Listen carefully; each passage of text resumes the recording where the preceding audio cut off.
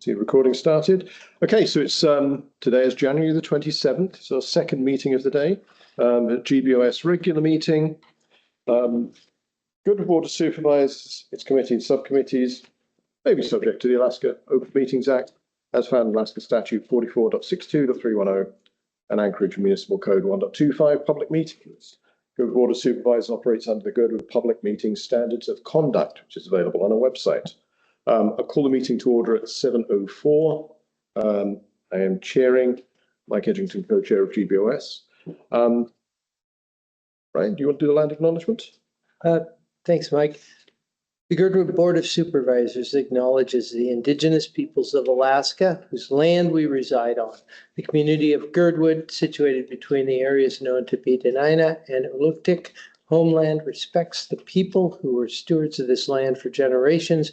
We commit to the continued stewardship of this land and are grateful to be part of a wider community that seeks to maintain a sustainable use of Girdwood Valley for present and future peoples. Thank you very much. I'm calling start to do with the roll call. Hello, Margaret. Sure. Mike Edgington. Present. And Brian Burnett. Here. Jennifer Wingard. Here. Kelly Okonek. Here. And observing that Brianna. Brianna is excused, yeah. Thank you. Any specific disclosures now, or we can do them at the item? If anyone has disclosures, okay, we'll do that later if they come up. Several announcements. All committees of GBOS will be holding officer elections at their January meetings. I think they've all happened. MOA GBOS joint quarterly meeting was earlier this afternoon with several attendees at Anchorage City Hall and quite a few municipal staff there. Our February GBOS meeting will be held a week later than usual on February the 24th. The Zoning Board of Examiner and Appeals will hear dimensional variance case 2025-0009 for some property at 1230 Timberline Road, and that's at the very end of Timberline Road. That's on the 13th of February. Public is encouraged to ask questions and provide comment. Please raise your hand and wait to be acknowledged. Either raise your hand virtually or in person. To help discussions stay productive, please direct your comments to the board rather than other members of the public. And keep your comments focused on the business under discussion and be respectful of everyone's opinions.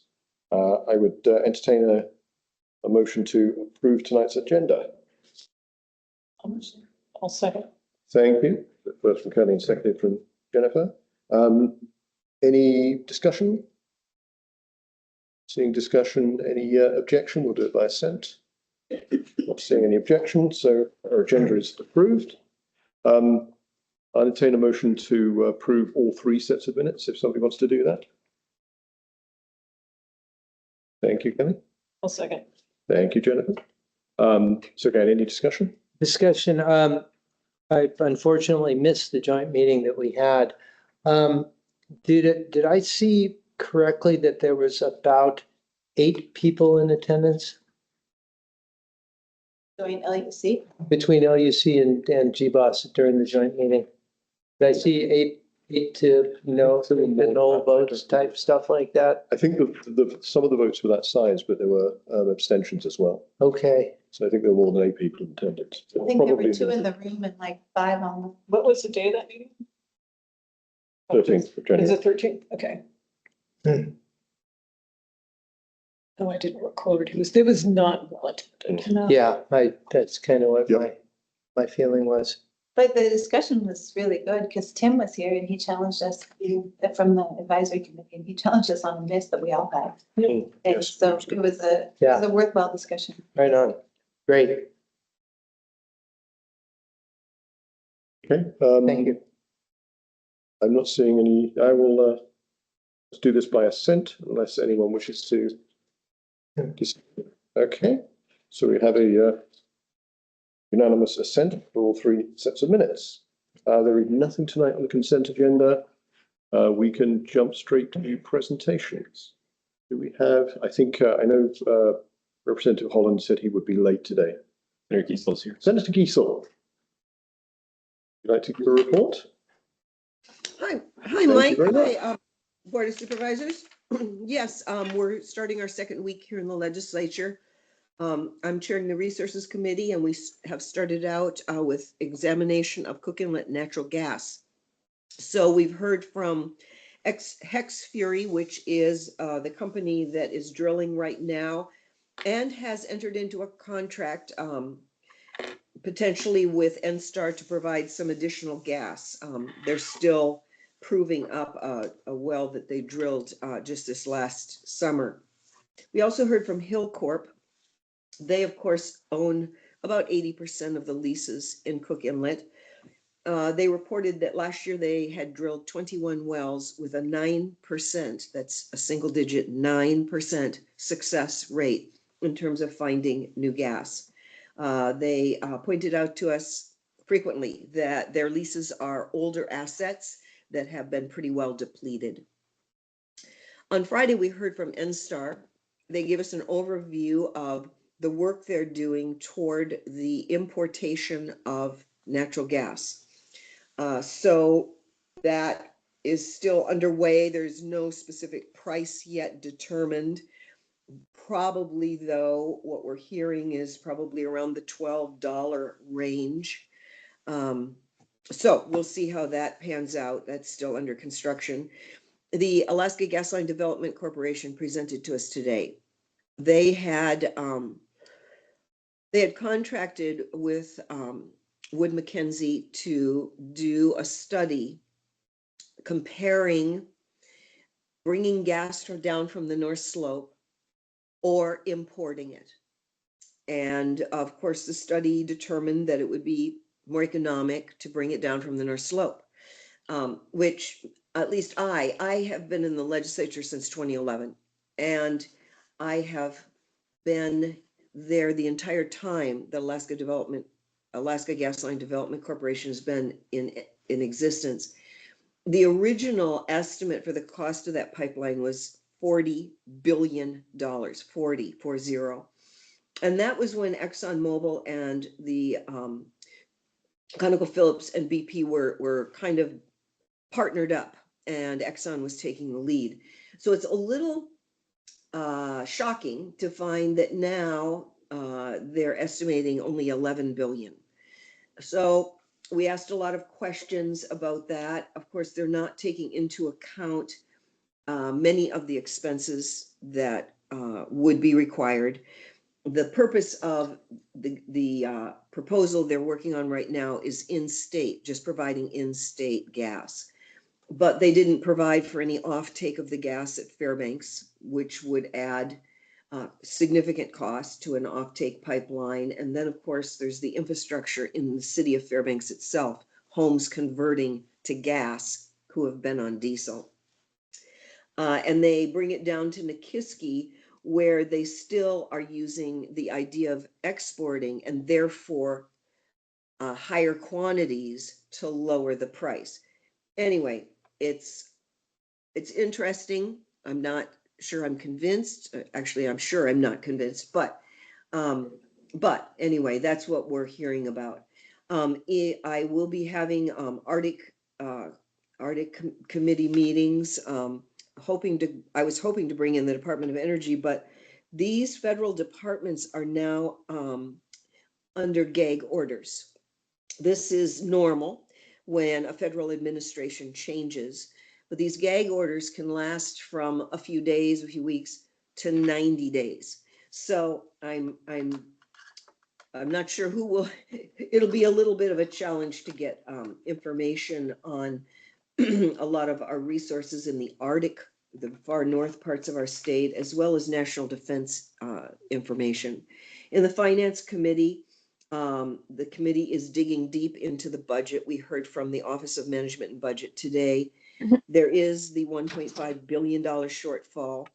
We can actually fix that by sustaining a permanent fund dividend, such as we had this last year, without the energy addition to it, which would be a dividend of about $1,400 per man, woman, and child. With that, we can have a balanced budget as well as increased funding to education and some other things. So those discussions are underway. So I'll stop there, Mike, and thank you, Board of Supervisors, for the opportunity to speak to you. Thank you. Are there any questions from the board? I will ask one about general process rather than the specific items you reported on, Senator. There are various bills that have been pre-filed that I know individuals are interested in, and we as a body might be interested in supporting. What's the best way of getting that feedback to legislators, to our legislators, and to legislators more generally?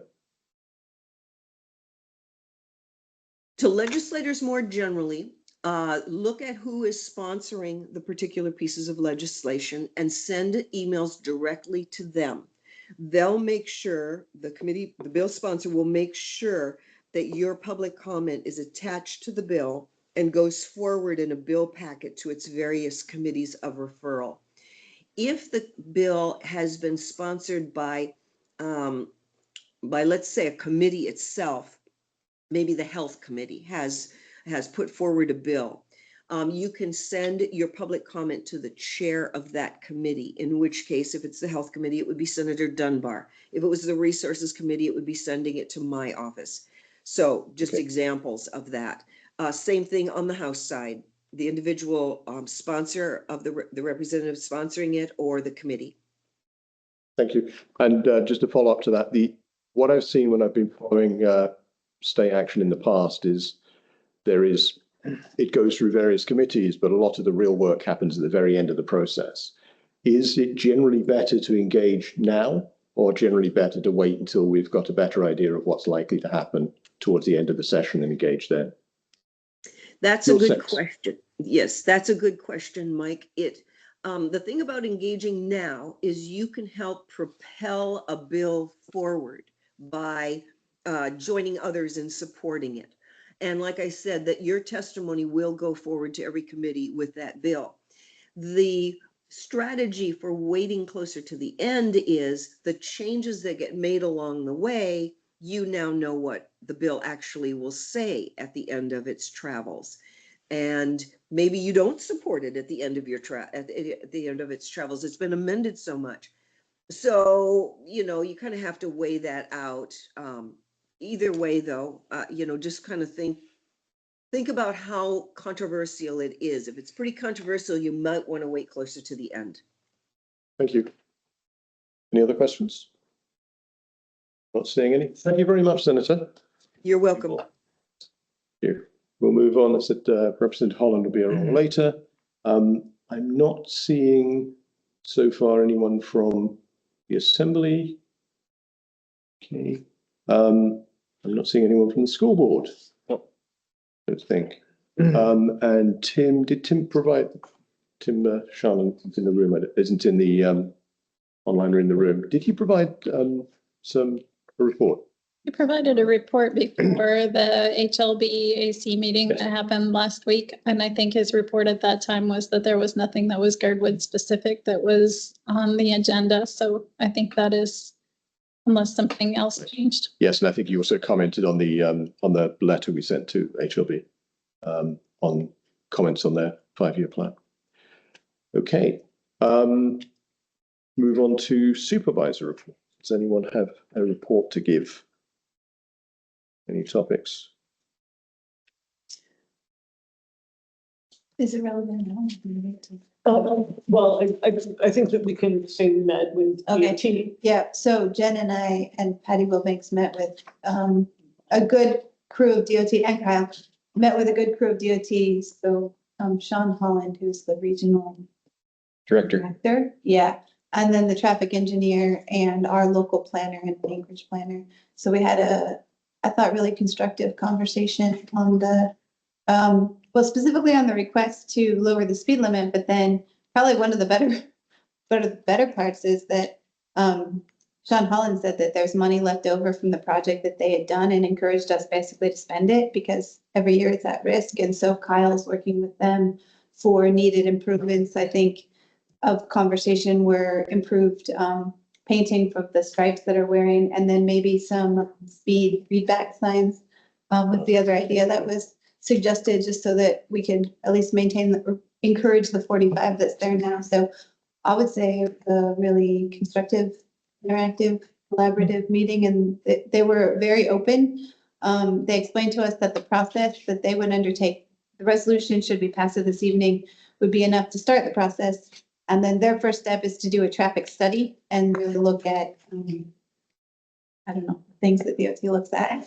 They did point out that it's the challenge in reducing the speed limit is that I'm thinking if it's specific to that, we can Oh, perhaps okay, discuss yeah. it later, but either way, the first I'll part, just finish my sentence, which is that the challenge of reducing the speed limit is that the land naturally encourages you to go fast. And so the feedback was, if it was changed, really enforcement will be critical.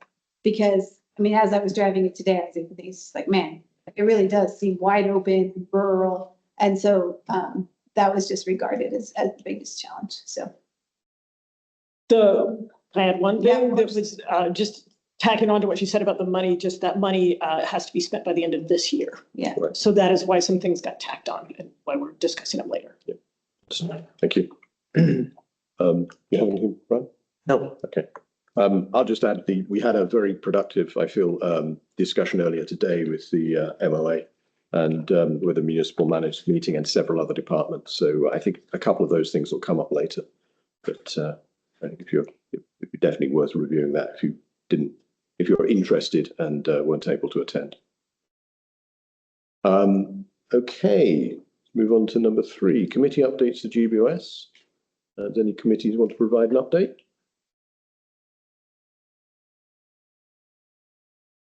Okay, I'm not seeing any. So we'll move on to standing reports. Proposed Girdwood developments. I think this is, actually I did have this is an old table in the minutes. I provided one towards the end of last year, but maybe I didn't. This right here? I have not. Okay. I updated it and I may have forgotten to send it to you, but I updated one in December. All I'll call out, this was probably slightly out of date, but we'll provide an updated one. One thing I would call out is we actually had a presentation in the public comments section at the end of the municipal manager meeting this afternoon from Connie Oshimura on Holden Hills. And I didn't catch, I think she said some dates, but I didn't catch the dates. I think she said there is a plan going then nearly at the end of the preliminary plat and planned unit development, but I didn't hear a date for when it was likely to be. You cannot get specific. Right, she didn't give dates. So in the next couple of months, I would say that's probably the same. So we're going to see one of the problems we had with Holden Hills was a lot of the details we care about weren't available and didn't appear during the sort of municipal process of handing off the land. They're going to appear in the planned unit developments. A lot of the questions we had earlier they couldn't answer will be answered when the planned unit development comes forward. So we will expect that in the next couple of weeks, next couple of months, sorry. That's it. Developments. Yep. We also had a presentation last meeting, a short description from Pomeroy, and we are planning to the major developments. We're planning to ask people to come along sort of each meeting, or different people to come along each meeting and just give a brief update. So we will extend that to Connie, I think probably the March meeting, and we will try and get an update on any of the other activity at the next meeting. Okay, any questions? Go ahead. I think, yeah, because Connie said she wouldn't be available for that February. Yeah, so we'll move that to Yeah, March. move it to March. Okay. Move on to the next one, GVSA non-property tax funds. The only update I think I've got for that is we heard today at the municipal manager meeting that there has been some pushback from Airbnb about providing a breakdown of property taxes coming from different geographic areas within the municipality, and also for them to provide the number of listings in different areas of the municipality. I think it was in front of legal had issued an opinion. We shared some information with them that might make them change that opinion slightly. But it appeared that I think the outcome is a modification. There's likely to be a modification to the resolution. So we may not get the data in March, April for the first quarter. It might be later on this year.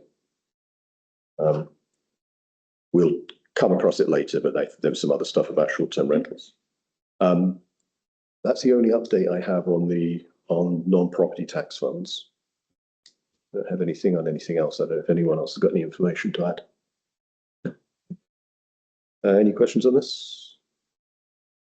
If not, we'll go into the next one. Rules and procedural revisions. I've got something drafted that I haven't had a chance to have Brianna check it. We should have something within the next couple of weeks for part of the rules and the stuff that we'd already agreed on that was pretty uncontroversial. We should have some draft for that available soon.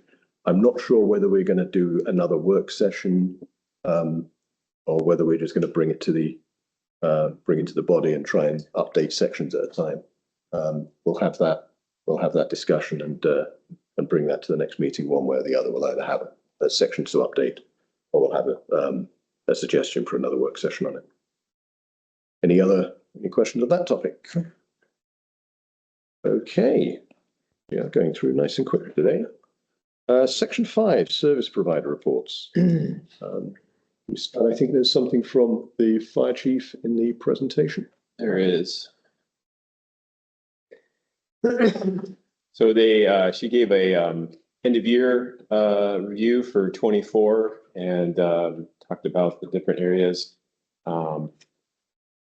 So overview of the department, and then she gets into sort of the highlights here of what was completed in 24. Firefighter 1 class was completed. The new rescue boat 41 came in, which was fundraised, and then a State of Alaska Float Blue grant. Medics got new chassis and then refurbished the boxes on them. So they're on unleaded chassis now, unleaded engines. So that was a change with fueling and all that. Rope course, AMET course, and then wildfire mitigation day in partnership with Chugash Electric. So some of the highlights for them. And then she gave the incident rundowns for January, as you can see here. But you can see them there on the screen. And they are waiting right now for the arrival of Rescue 41. It's in Anchorage. It's been delivered. There were some issues once it got here and went through testing. So they're working with the manufacturer to get those resolved. And at the same time, they're getting the equipment in for the radio and computer technology. So we'll hopefully get out on board. But it's a critical piece of equipment. Like today, they had a fatality they had to respond to down by Portage. And that's the first rig that goes out. And a lot of times is their blocking rig. So the other one they're keeping up and running, even though it's almost close to 25 years old. And then there is a place to report a storm damage assessment. And this allows the municipality to collect and understand what the level of damage that was done. And if it does rise to a level of possible funding, so residents can report the storm damage assessment to this website here. So you can, and we do that from our side with different damages, especially the storm the week before last. We had some damage in there and quite a bit of time cleaning up trees and things like that. So that's the report. Thank you. Any questions? Got one comment. I know there have been discussions to resolve the long-running contract question with AFD, and it looks like that's moving. I think a lot of the hopefully we'll get a resolution to that in the very near future. She's working through that with her board, so it sounds like they're working on it and getting there. Okay, move on to police. Chief Lachey is out of town, but I did speak with his lieutenant today, and they are fully staffed. They have brought on actually a new officer. One officer is on deployment with the National Guard, so he'll be out for 6 months, and they brought in a new officer to cover that shift, and the officer actually lives here in Girdwood. So that really helps with rotation and response. And so staffing is good. They had a fairly busy January with a lot of domestic calls, and so they've been keeping up with that. And otherwise, they are going through some training at this point in time, and just business as usual for the most part. So with the pickup in traffic at the resort, especially evening events, there's been some more calls for service in the night shifts, so they've been staffing a little bit more heavy on the weekends. So to deal with that. But otherwise, we'll be working with public safety. We are entering the last year of the 3-year contract with them. So we will do the review process that they do each time with the renewal of the contract. We do have a 2-year extension, so we can engage that if we like, but we'll explore all options and determine through the Public Safety Advisory Committee if we want to continue on with that or go a different direction. But we'll probably be coming before the board probably about midsummer with a recommendation from the Public Safety Advisory Committee. Are there any questions from the board? Yes, actually, Go ahead. just a quick question about the new officer. Is that a permanent hire or is that only to fill in this? They're going to try to work at the beta permanent hire. They need the Whittier City Council to approve it. They would like that bring on. That would make a total of 8 officers, which would really help because they're always juggling vacation, jury duties, court times, things like that, that they have to deal with. So they're hoping that the city council will approve that. So they used to have an 8th officer back in the day, but most of the time the officer was assigned to the contract for the tunnel, but they don't do the tunnel anymore for policing. I've got a question about the extension to the contract. What's the mechanism if we decide to extend the contract? We have like our roads contract, each year we do a renewal, so we will pick up that option to resign it. And so we just go purchasing and then both sides agree, we assign it. Okay, so it requires us, as GBOS and the Whittier City Council to both agree. Yes. And the uni presumably. Yep. The pricing for the most part for the police will stay the same. Well, it's already established what it is for the next 2 years, which is, I think, is a 9% increase. And, but the one thing that Chief O'Shea did tell me is that they are rebidding the dispatch contract because Sitka came back and said that in order to keep doing dispatch, they needed a 50% increase. So they're putting it back out for RFP and see what they get. So that he wanted to warn me that that might be a separate cost that's separate from the policing that we need to consider and talk about. So once we get better numbers on that, we'll be discussing that. Okay, thank you. Any further questions? Okay. Gee, I wanted to add one thing I meant to say earlier. Supervisor reports. I don't know where this fits, so I'm going to say it on supervisor reports. Just wanted to remind everyone, you may or may not have seen the green card come through for those of you who own property here. But property assessment 2025 have just come out. I think it's probably no surprise that in general they've gone up. Condos have gone up pretty massively. As single family homes, less so. If you think the number is too high, then there is an appeals process, but time is of the essence. The sooner you contact the municipality for the appeals process, the more likely it is to go smoothly. I think the hard deadline is something like the 15th of February, very close. So, 2 and a bit weeks, basically, sooner. Okay, the comment here on shifting the meeting, do you need action on that or just for information? No, I just wanted to make sure that we were being clear on what we were looking for, because it's kind of funny. Understood. Different than how we usually Okay. have it I go. think unless someone's got a comment, we'll just do that administratively. Okay, move on to public comments. Person offering public comments must state their. Mike, Wait, sorry. you want to do the roads and park? Oh, sorry, I completely missed that. Yes, roads and park. Let's go ahead. Thank you. So some of the big things, especially with trails, is that storm 2 weeks ago where we had close to 5.5 inches of rain, if not close to 6 in 30 hours. On the Beaver Pond Trail, it caused significant damage with mudslides and took out probably over a dozen trees right within the trail corridor. So at this time, we're warning people that trail is closed. You can go out and back from the Crow Creek side. You won't go very far from the Bird to Gird Trail side because that slide is within that location within the first quarter to half mile. So we're warning people to not go through that area. It's very unstable. We plan to do assessment out there once now it freezes. Looks like this week we're going to get down into the single digits, so it should lock up, and then we'll go out there and get an idea of what we have to deal with in that aspect. Also, that windstorm, had significant wind blasts from the Turnagain Arm up valley, and we lost about 9 to 10 trees on the lower Iditarod, which we were able to clean up, but quite a bit of damage out there. And we know there's a ton of trees down on the Beaver Pond and other trails. So we'll be addressing those as we can, but we do appreciate all the volunteers who came out and give us a hand cleaning that all up out there, that aspect. And then we have some projects that we are working on. We're getting ready for trail work for the summer. We have several grants that we're helping to fund. One of them is a bridge replacement on California Creek, adjacent to Town Square to Crow Creek Road.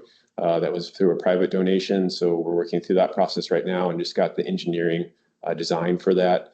And then we're also working through replacing the hand tram with the suspension bridge. We will be presenting you with the drawings next month. We'll also be presenting in-depth conversation at Trails. So we invite everybody to come to the Trails Committee to see where we're at with that as we work through that. And Construction window. hopefully this summer. It really is the bid window. So when we can get out and bid and get a contractor, and then what the contractor can do to get in. So if they can start this summer and get it done this summer, that'd be pretty miraculous. If we can get started this summer and they finish it next year, that'd probably be more realistic. So. And then we'll talk about a few of these other things tonight. The construction of the Lions Club Park Pavilion, that's within the meeting there. And then within the report, there's lots of details in here. I'll let you read through it to find out more, but you can see where we're at with our grants and the different things we have going on in that area. As always, Margaret does a great job with the social media and website to keep those updated. And then there's always links to all the different reports that we receive. Road status, I mean, the warm weather just continues until today. And about every Monday, we get about a 9 or 3+ inch storm rain. And it's been less than ideal for winter conditions. Today, we put out 15 loads of wrap to tried to fix potholes on semi-frozen dirt roads and try to seal things up. But we're hoping now that things will lock in, and then we get some more snowfall when we get that ice lens back. We purposely like to let it snow about 1 inch or 2 or 3 inches and let it pack in and create that ice lens to hopefully protect those roads. But the way these storms are rolled in, it's just taking that right out. And then especially in the high traffic areas like the Timberline section there, it fell apart. It really just shows the need for larger improvements on Timberline to improve that section with the amount of traffic we see through there. But just in a period in 7 days, we saw over 10 inches of rain. And so it's very unusual. It's like fall storms all winter long. And so we're working through that. We did bring in an additional 200 tons of traction tips. We've already run through that. And so we're going to possibly, depending on what happens, we may need to bring in another 200. Hopefully not. And so we'll see where things go there. On major projects, we are waiting on the EPA for the Ruan fish culvert. We had actually great progress going. We had administration change. We don't know what's happening now. They had finished the NEPA review, and the EPA grant specialist was looking at that review and confirming it. And then pretty much that was the last step for them to start releasing money to the municipality so that we could start that review or that project design and eventually construction of that new fish culvert. It would be a box culvert there on Ruan. So we're still waiting on that money to be released from the federal government. And then the new fish culvert for Davos is the construction Caliber is the construction company that was selected, and they are slated to start this spring as soon as conditions allow. And we've been working with them on their procurement of the fish culvert that's going to go in there, and that should be hopefully getting started as soon as it goes. So we'll be working that over the next couple of months to get them prepared. And then budget-wise, we've had a pretty light October, November, and December. So we have some of the lowest numbers yet for this year and last couple of years in that aspect. So our budgets are right where they need to be, if not surplus, 82% spent for 2024. We still have some bills coming in, so this will kind of get shaped up before the end of the month. But we need to finish all our bills need to be paid out by the 31st. Parks and Rec, 80%. One reason that we see these down here is IGCs haven't been charged to us. The intergovernment charges we get from other departments haven't been charged to our budgets yet. So we'll see those all close out this week and probably get applied. So we'll do an end of year review with the board probably in later February, early March on that aspect. But most likely we are looking at a surplus overall for the service area budget wise this year. And I'll be honest, that's directly going to go to Engine 41. Right now, Engine 41 sits against our books because we haven't been able to get the loan for it because they haven't finished the engine and they're a year and a half behind on the engine. But we still need to pay back the municipality for it. So most of that money is going to go to paying down that debt. Maybe by the time Engine 41 gets here, we'll have most of the engine paid off. So we're working through that as it goes. So. And then there's some pictures from the downfall and some of the mudslides within the report. So take any questions. Why are we only at 8% of the housing and economic budget? All that was approved was the 5,500 this year for the challenge grant, the EPA challenge grant, and the work that went into that. Otherwise, we didn't do any other projects out of there that was approved by the board. So that just moved forward into this year. No, it'll drop into the undesignated fund, and then right now probably it's going to be applied against the engine. This is a very general question, but could you address a little bit? I know that we're having some pothole issues, including there's a good sized epic one on the Alyeska Highway here. Can you talk a little bit about the compare and contrast the damage that you were talking about that is happening to Timberline and the damage you would expect? I mean, obviously we'll have potholes once we pave it, but you're expecting less damage and less need to consistently repair if that section was paved instead of unpaved in this kind of weather cycle. Is that correct? Correct. And it's all how you build it.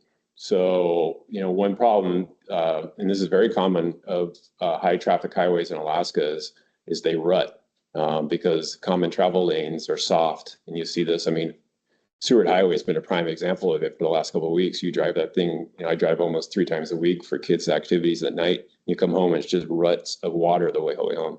So, and then you get these gaps, basically where they stop paving and they bring the next truck in and they start paving again. You get these cracks in the road, and that just instantly becomes the spot where the water wants to go. So, so it's really important that you stay on top of it. I mean, we had probably a dozen potholes over by Alyeska Resort in one section this last couple of weeks, and we've been over there with an infrared patch machine, heating the ground and doing that. And so we pay a little bit more in time to make it get done. DOT has a recycle trailer that they pull. So they take old chunks of asphalt, they throw it in there, and that's what they're doing right now. They probably cook it for almost 24 hours. So it gets liquid again, essentially, gets soft, and then they put in the whole hot, and then they throw it. And then sometimes they only got a guy or two to do it, so it doesn't always go in well.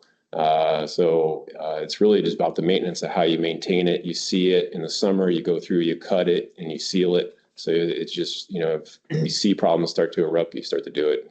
Like today, I was talking with the crew. We have at least 4 we know to go tackle, and so they'll bring down the machine the next couple of days and tackle it. So I did talk with DOT. They do know that they need to repair it. They had a very icy highway today, so they're out sanding, and a lot of times they also want to let it freeze because when you try to put hot asphalt into a hole that's full of water, it doesn't really work.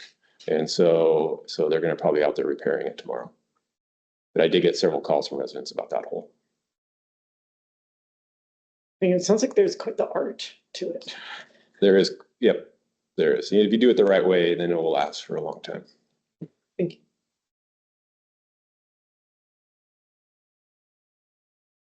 Okay. Any further questions on the roads and parks? Okay. Now we'll move on to public comment. So in a hurry. So public comment. Persons offering public comment, state their full name and location. Comments limited to 3 minutes per person on subjects not listed on the agenda. Would anyone like to make public comment? Go ahead. Good evening, board. Thank you for being here. My name is Bob Wolf, Snow Free Plowing. I'm here to discuss the Girdwood Industrial Park. My lease, land use permit's coming up this next month. As I've always had a first right of refusal on that, which is no longer in the paperwork anymore. I never really trusted it to begin with, but it just kind of highlights the situation that as a snow removal entity in this town, basic safety issues of what we do pretty much every day. And the industrial park is still undeveloped. There is no plan. 1995, the industrial park was put in, at least in print, and it's been 30 years.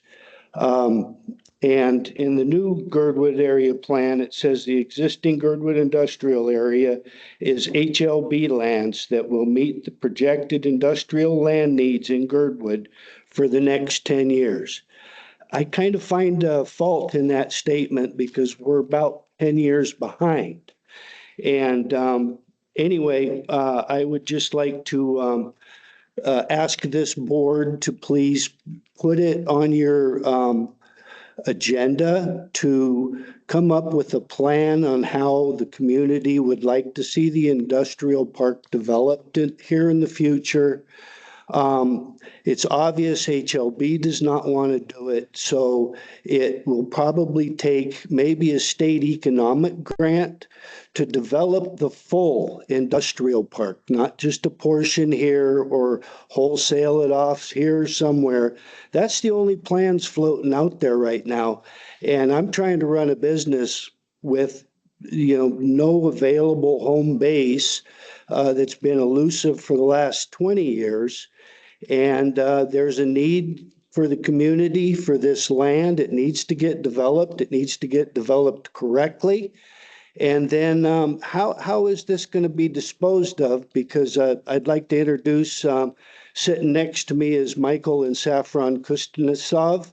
And they have taken up quite a bit of the slack that I've dropped this winter. They brought equipment into this valley. And they are now just working out of my lot, but how are they to acquire a place if there really is no place? There is just nothing. There's no plan. And we beg you, we work in this weather day in, day out, and we have no roof over our head. My sand pile is out in the open.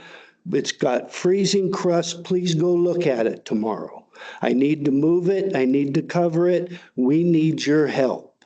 Thank you. You? We're covered. By the way, right now all their tools are in their pickup. Did you want to add your own comment? Yeah, Just give your name and general location. my name is Saffron Kuznetsov. I co-own Girdwood Plowing with my brothers. And like Bob said, we're just looking for a place to operate out of. As you all well know, that some years Girdwood gets up to 20 feet of snow in winter times. So we're here, we come all the way from Homer. That's where we live. And we're just looking for a spot to work out of, and hopefully we can work with the city. Myself, Mike, all our employees, everybody's in their 20s. So we're looking forward to working here for the next few decades, if we're able to, because it's honestly been very difficult setting up and removing snow without an actual home base. We're living out of a hotel right now. It's very difficult to run a business doing that. So we need some sort of a hub to work out of. And we're hoping you guys can help us set something up. That way it benefits the whole town and it makes it a little bit easier on us, especially since we're, in the learning stages of operating this business. Thank you. All right. I'm Michael Kuznetsov, Saffron's brother. We own Girdwood Plowing together, and I just wanted to introduce myself. Hopefully, we'll be working here for the decades to come, and we'll hopefully work closely with you guys to get a good lot at the industrial lot, if that works out, and hopefully we can make all of our lives easier together with just plowing the snow and working together. So appreciate it. I want to give you the opportunity, Jennifer. Do you want to say anything about the industrial lot that came up earlier? What you mean from this meeting? Yeah, it came up in the earlier meeting today. So I just wanted. No, Okay. I mean, you're welcome to if you want to. It's, that is, I think I can briefly say, Mike is pointing out that that was a topic of conversation with the community at our meeting today. And I know this gets frustrating because it's been a topic of conversation for a while, but suffice it to say that we are still actively working on it. We really super appreciate your feedback. And we know it's critical for Girdwood's future. It's not just your individual business concerns, but Girdwood economic future in general, that relies on the responsible development of that area. Like I said, we're hoping to stick around for a while. A lot of the guys who operate other snowplow companies here are approaching retirement age, and we're hoping to pick up the slack. And all we need really right now is a place to park 2 of our loaders and some spot to keep our tools. Mike said everything's in the truck right now. We're living out of a hotel, and it's just been really difficult this winter, but we are still learning and we're new to the area. So hopefully as things progress, it'll get better. Thanks. Thank you. Okay, are there any other public comments? I did. Please go ahead. Hi, my name's Steve Rowe. I'm the owner of Swalling General Contractors. And I received a call last week and I was on another project up the road, so I thought I'd just swing by. They said they were from the board, and I'm sorry, I can't remember who it was, about the Bird Creek project with the bridge replacement that we're doing right now. And I've gotten several phone calls over the last week, so I just kind of thought maybe I would swing by over the last few weeks, I should say. And I did talk to the individual on the phone. I'm sorry, I was kind of answering 3 phones at the time, and I did not get his name, and he didn't want to give his phone number. But I thought I would just stop by and clear some of the air about the project in whole. I know a lot of people think Swalling does not get to control the speed limit. We don't get to suggest the speed limit. We don't get to have any control over it. And I realized that people get a little spun up. We're not working with the cops and hiding them behind our trailer so they can give out more speeding tickets, which has been suggested multiple times. And then as well too, and I know it's no one in here, of course, but cutting down the speed limit signs doesn't help anything for the general public to know. It actually only makes it worse. So I just thought I would swing by if there was direct questions about the project itself or anything that's going on in there. I was happy to answer those. We are, I will say, about 50% done where it sits. We've struggled getting going with GCI because the main fiber cable line was in the direct path of the bridge. So we had to wait to shut down Seattle and then cut the big line and move it all over in one fell swoop kind of deal. But this weekend, just to know, on the weekend of the 31st, we'll be doing a big train shutdown. So it will be horrible for the entire weekend, just telling you that up front. But the new bridge is done and we should be done in April as well too, and out of there shortly thereafter. So just to clarify, this is the train bridge across Bird Creek? Yes, it is. Right, yeah. Yeah, That's the 45-mile-an-hour section. it is. Yeah. I think to clarify, if it's a male voice from the board, it's one of us two, and it wasn't Yeah, me. it wasn't me. And Kyle would be the only other person. Well, it was, wonder if it's also possible it may have been someone from Turner Arm Community Council or something. well, they said Girdwood, but at the same time, in all the communities we've been in and boards I've dealt with in the past, they always gave me their name and they were always willing to give me their phone number. So I did have somewhat suspicions that it was just someone who was super pissed off in the moment, pardon my French, rolling through there. There is an election coming up, so maybe it's someone. Yeah. But yeah, it is the 45-mile-an-hour zone where it's at right there. There's about 2 months left. But just thought I'd swing by. And definitely if there's questions, I own Swalling. My name's Steve. You're allowed to call or ask or anything at any point. Could you say your last name again? Steve Rowe, ROWE. Thank you. Thank you very much. Thank you for coming along. Real quick, Questions? are you guys rebuilding the abutments for the bridge and the new whole section across, or? Correct. Okay. Yeah, so this weekend here, we have one side of the abutments are complete. And the shutdown we'll have this weekend will be the second side. And then we will you'll see the second crane starting to move in. And we'll pull the old bridge off in one piece and put the new one on. That's specific to the railroad bridge, not the highway bridge. Yeah, to the railroad bridge, yes. Unfortunately, because it is so close to the highway bridge, You have to use the highway. it's mixed in super tight and we're still stuck to DOT standards. Do you know the age of the old bridge? Oh gosh, I want to say it's like 80 years, something like that. When- Oddly enough, it's been sold to a native corp of some sort around here close, and it will be transported out and put back up again somewhere else here shortly. Yeah. News for you. No other questions from the board? Steve, so, what's the nature of the shutdown gonna be over this next weekend? Basically, the shutdown, I'm sorry, and it's not a highway shutdown, it's where we stop all train traffic Oh, okay. and that one's gonna be for 196 hours roughly. Yeah. Generally, we get through it a little bit faster. Yeah. But we'll work 24/7 when that starts. Right. Which should It's not gonna affect, vehicular traffic on the highway. only that you'll see a whole lot more action Yeah. all day and night from us on the site. But the speed limit will hold intact. Yeah. Thank you. Bryce, you have a question? Yeah, thanks. Obligatory. I have nothing to do with speed signs getting cut down, but some of my feedback that we passed on to the traffic control company I'm sure you're working with is that the speed sign where it stops you at 45, going north and southbound, the following speed sign that brings you back up to the normal speed is well more than a mile past the opposite direction in both directions, the opposite direction speed sign bringing you to the 45. So it's inherently, the speed zone is inherently built like a speed trap.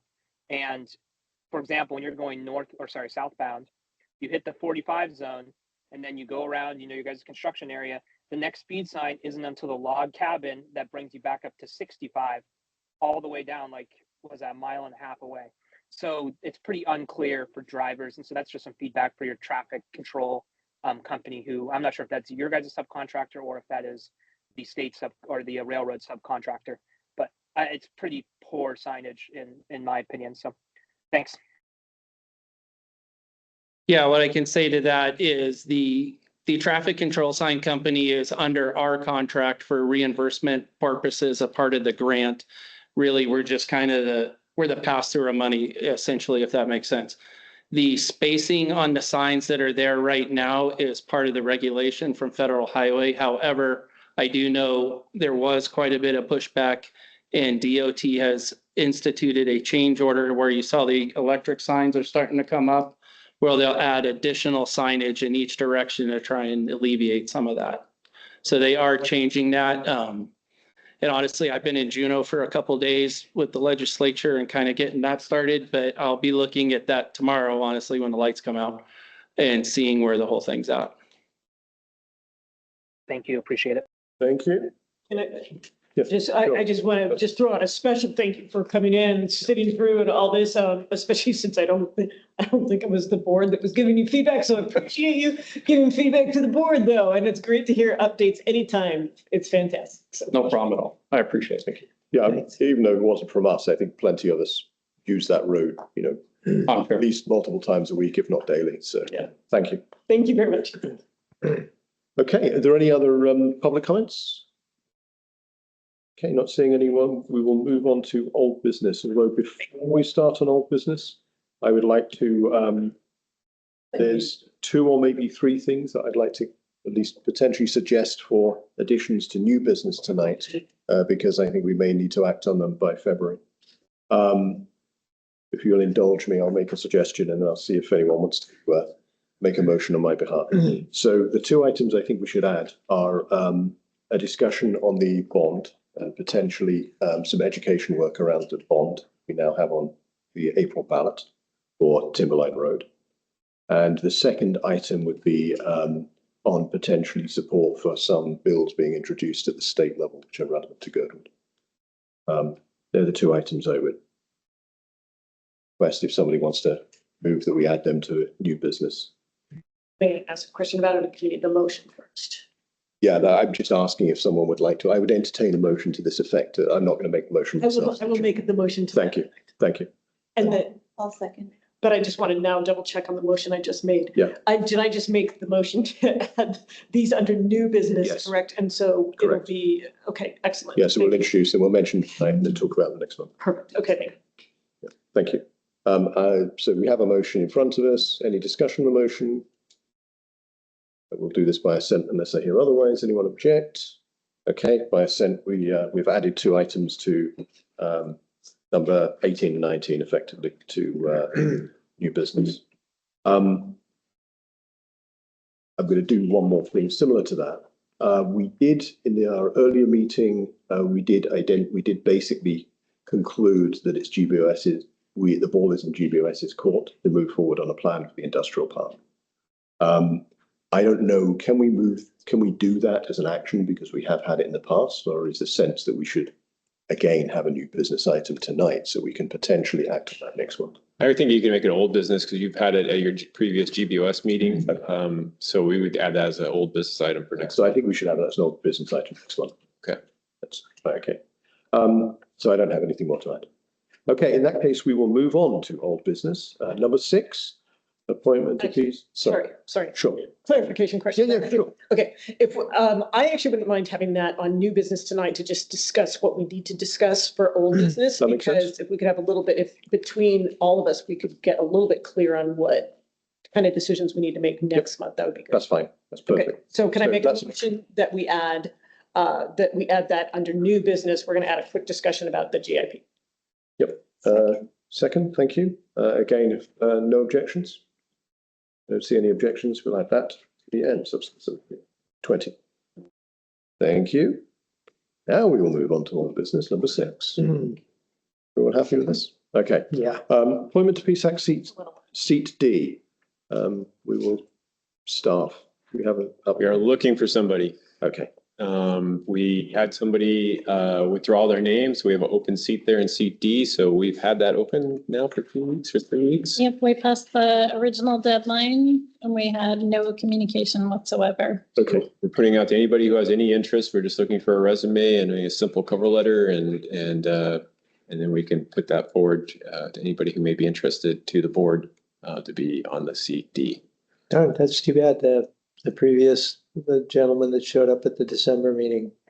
Had a conflict and couldn't make it work. Darn. So, yep. Okay. Well, I have to point out that we did take an action to effectively terminate BSAC because of a lack of involvement and interest, and we were persuaded to bring it back, and now we're again having trouble getting people to see here. So I think if this continues, I'm going to bring back that question. Anything else to discuss on number 6? Number 7, GVSA master planning for Girdwood Park. Supervisor Burnett and Kyle. Sure. So I can lead it here first and give you, so tonight in the packet is a proposal from Huddle to do Girdwood Park master plan for us. And that master plan would identify the priorities in the Girdwood Comprehensive Plan and would help with the development of, bring somebody in here, sorry, of Girdwood Park, Moose Meadows Park, Lions Club Park, Tennis Square Park, Park Reserve Greenbelts. And additionally, the process would consider lands currently in HLB inventory that might be appropriate to transfer to Girdwood Parks and Rec in the future. And so what this would do is basically help us with identifying what the community wants in their parks. We're constantly always tackling and trying to get through is, particular groups have strong interest in seeing something done in the park. And then also working with the groups that have been using the parks forever. And then the needs of, individual residents who bring up great ideas, but we just have never really had a chance to document it.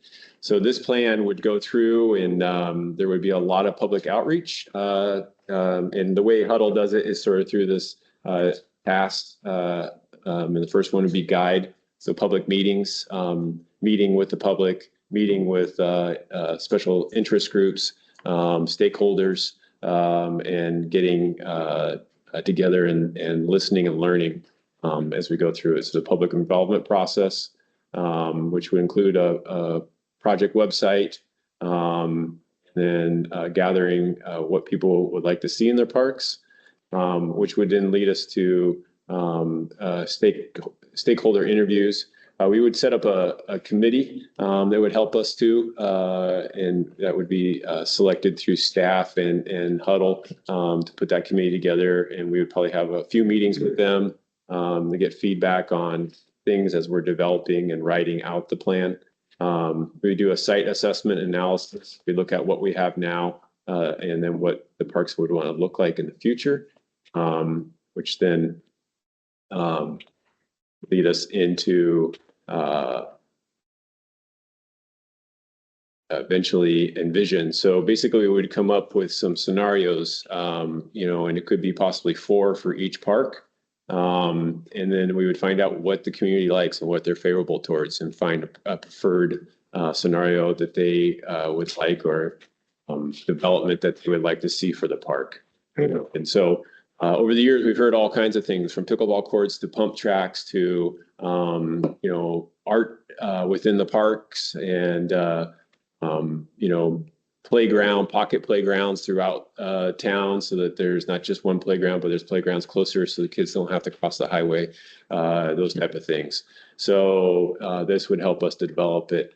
Better parking for Moose Meadows is something I constantly hear about when Moose Meadows is skiable, and things along those lines. So this proposal goes into quite depth about all the steps. It really lines out how we would go through the process and how we get to a deliverable, which would be finally a draft plan that we bring back to land use and GBS for their consideration.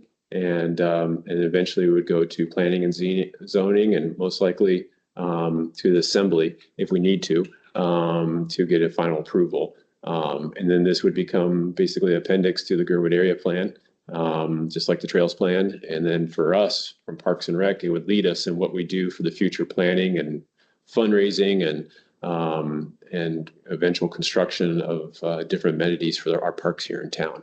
So it just really turns into a guiding document for us as we go through it. And then for future leaders within the community, something that they know what the community wants in that aspect. So that's something we're really missing right now with the park system here. What's unique about the way we're approaching it is that right now we're calling out 5 different park parcels, and we're putting it into one plan. A lot of times when they do this, they do one park at a time.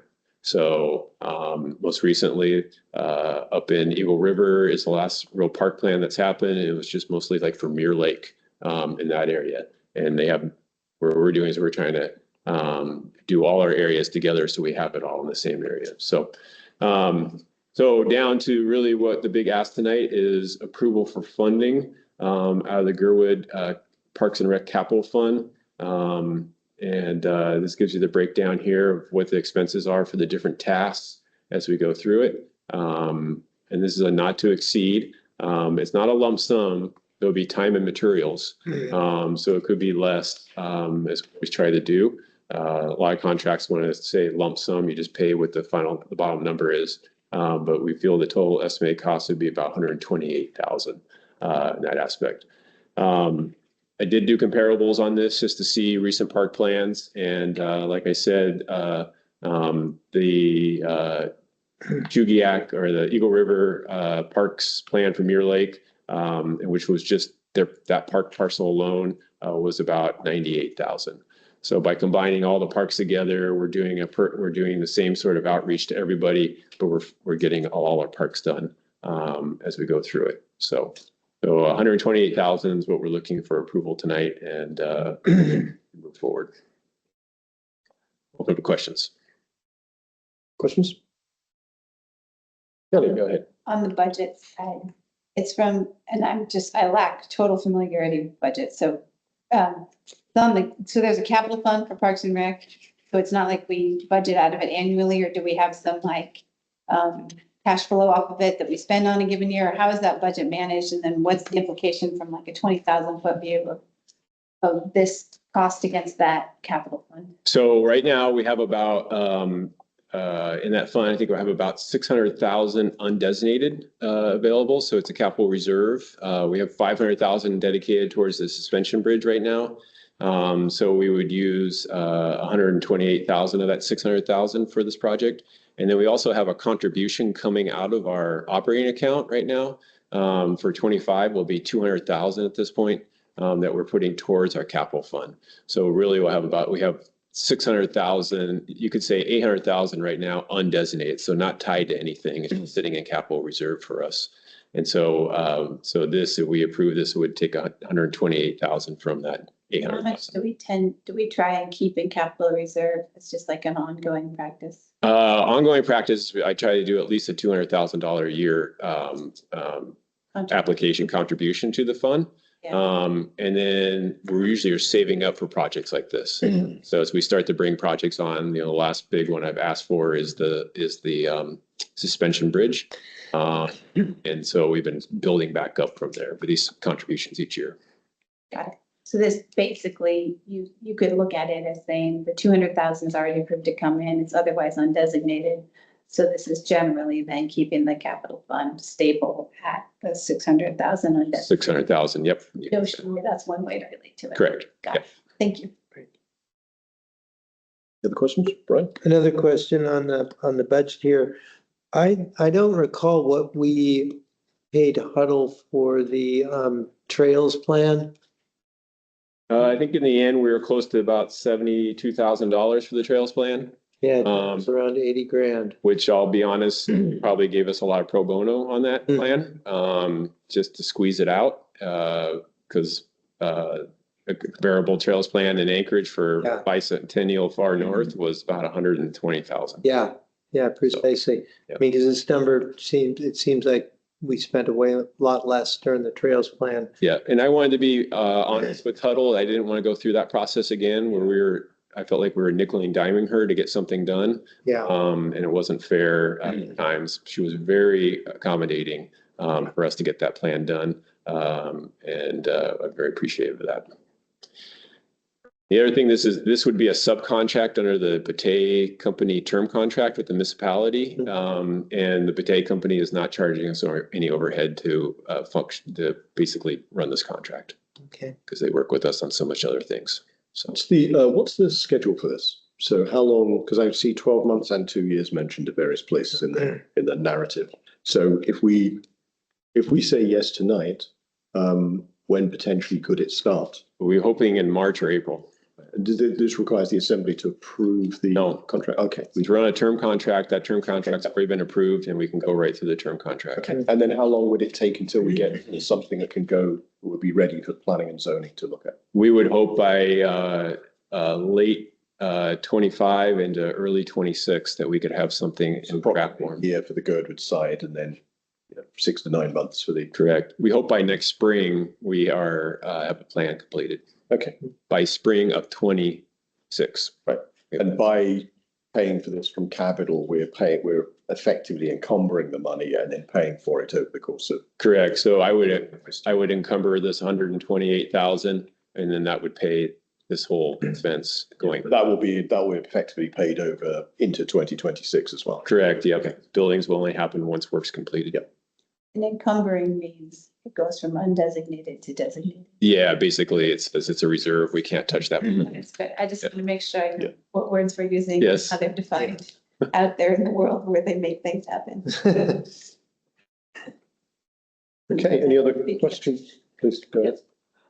So a couple of questions. One about Huddle in particular, basically the choice. Is that correct? There really aren't other companies to look at within Alaska for doing this work. Well, I have a strong preference for Huddle because they have such a great understanding of our situation here. And I've had a great working relationship with Huddle and particularly Holly, who runs Huddle. And they are well depth in the knowledge of Girdwood. They're going through the comprehensive plan and also the trails plan.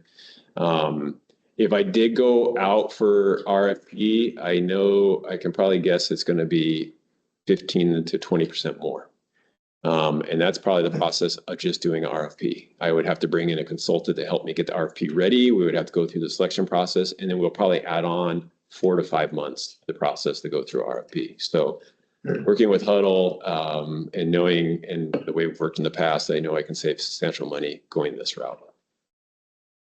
Did you say 15%? 15% at least. Okay. Yep. May I ask a few more there? Yeah. Okay. And then the process, the overall process, I'm sorry, I haven't gone through this in depth, would be similar to the trails plan or different in what way for both trails plan and Girdwood comprehensive plan? Like, obviously we don't have a nonprofit involved, but just strictly in terms of process from point A to point B, is it going to be similar to what we've done before? It will be similar to what we've done before with the public outreach. but we will not be writing by committee. And the trails plan was written by committee. Okay. And so if you sat through those meetings, you understand that almost down to the detail, it was almost edited by committee. And we will not go through that process. It's too taxing. It's actually too expensive.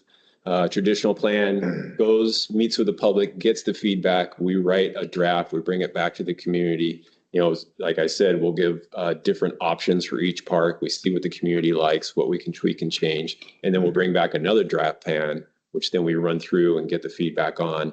And then at that point, we take public comments. We process all the public comments, just like in the plan.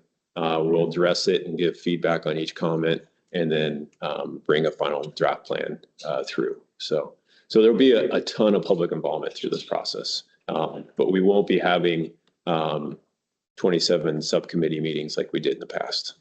That will not happen. Thank you. That's super helpful. And then if I could, it's not so much a question, but a comment, if I may, through the chair here. I would like to say I'm pleased to see this idea of packaging the parks together. I think that's a great way to do it, especially because in a smaller community, they're all interrelated.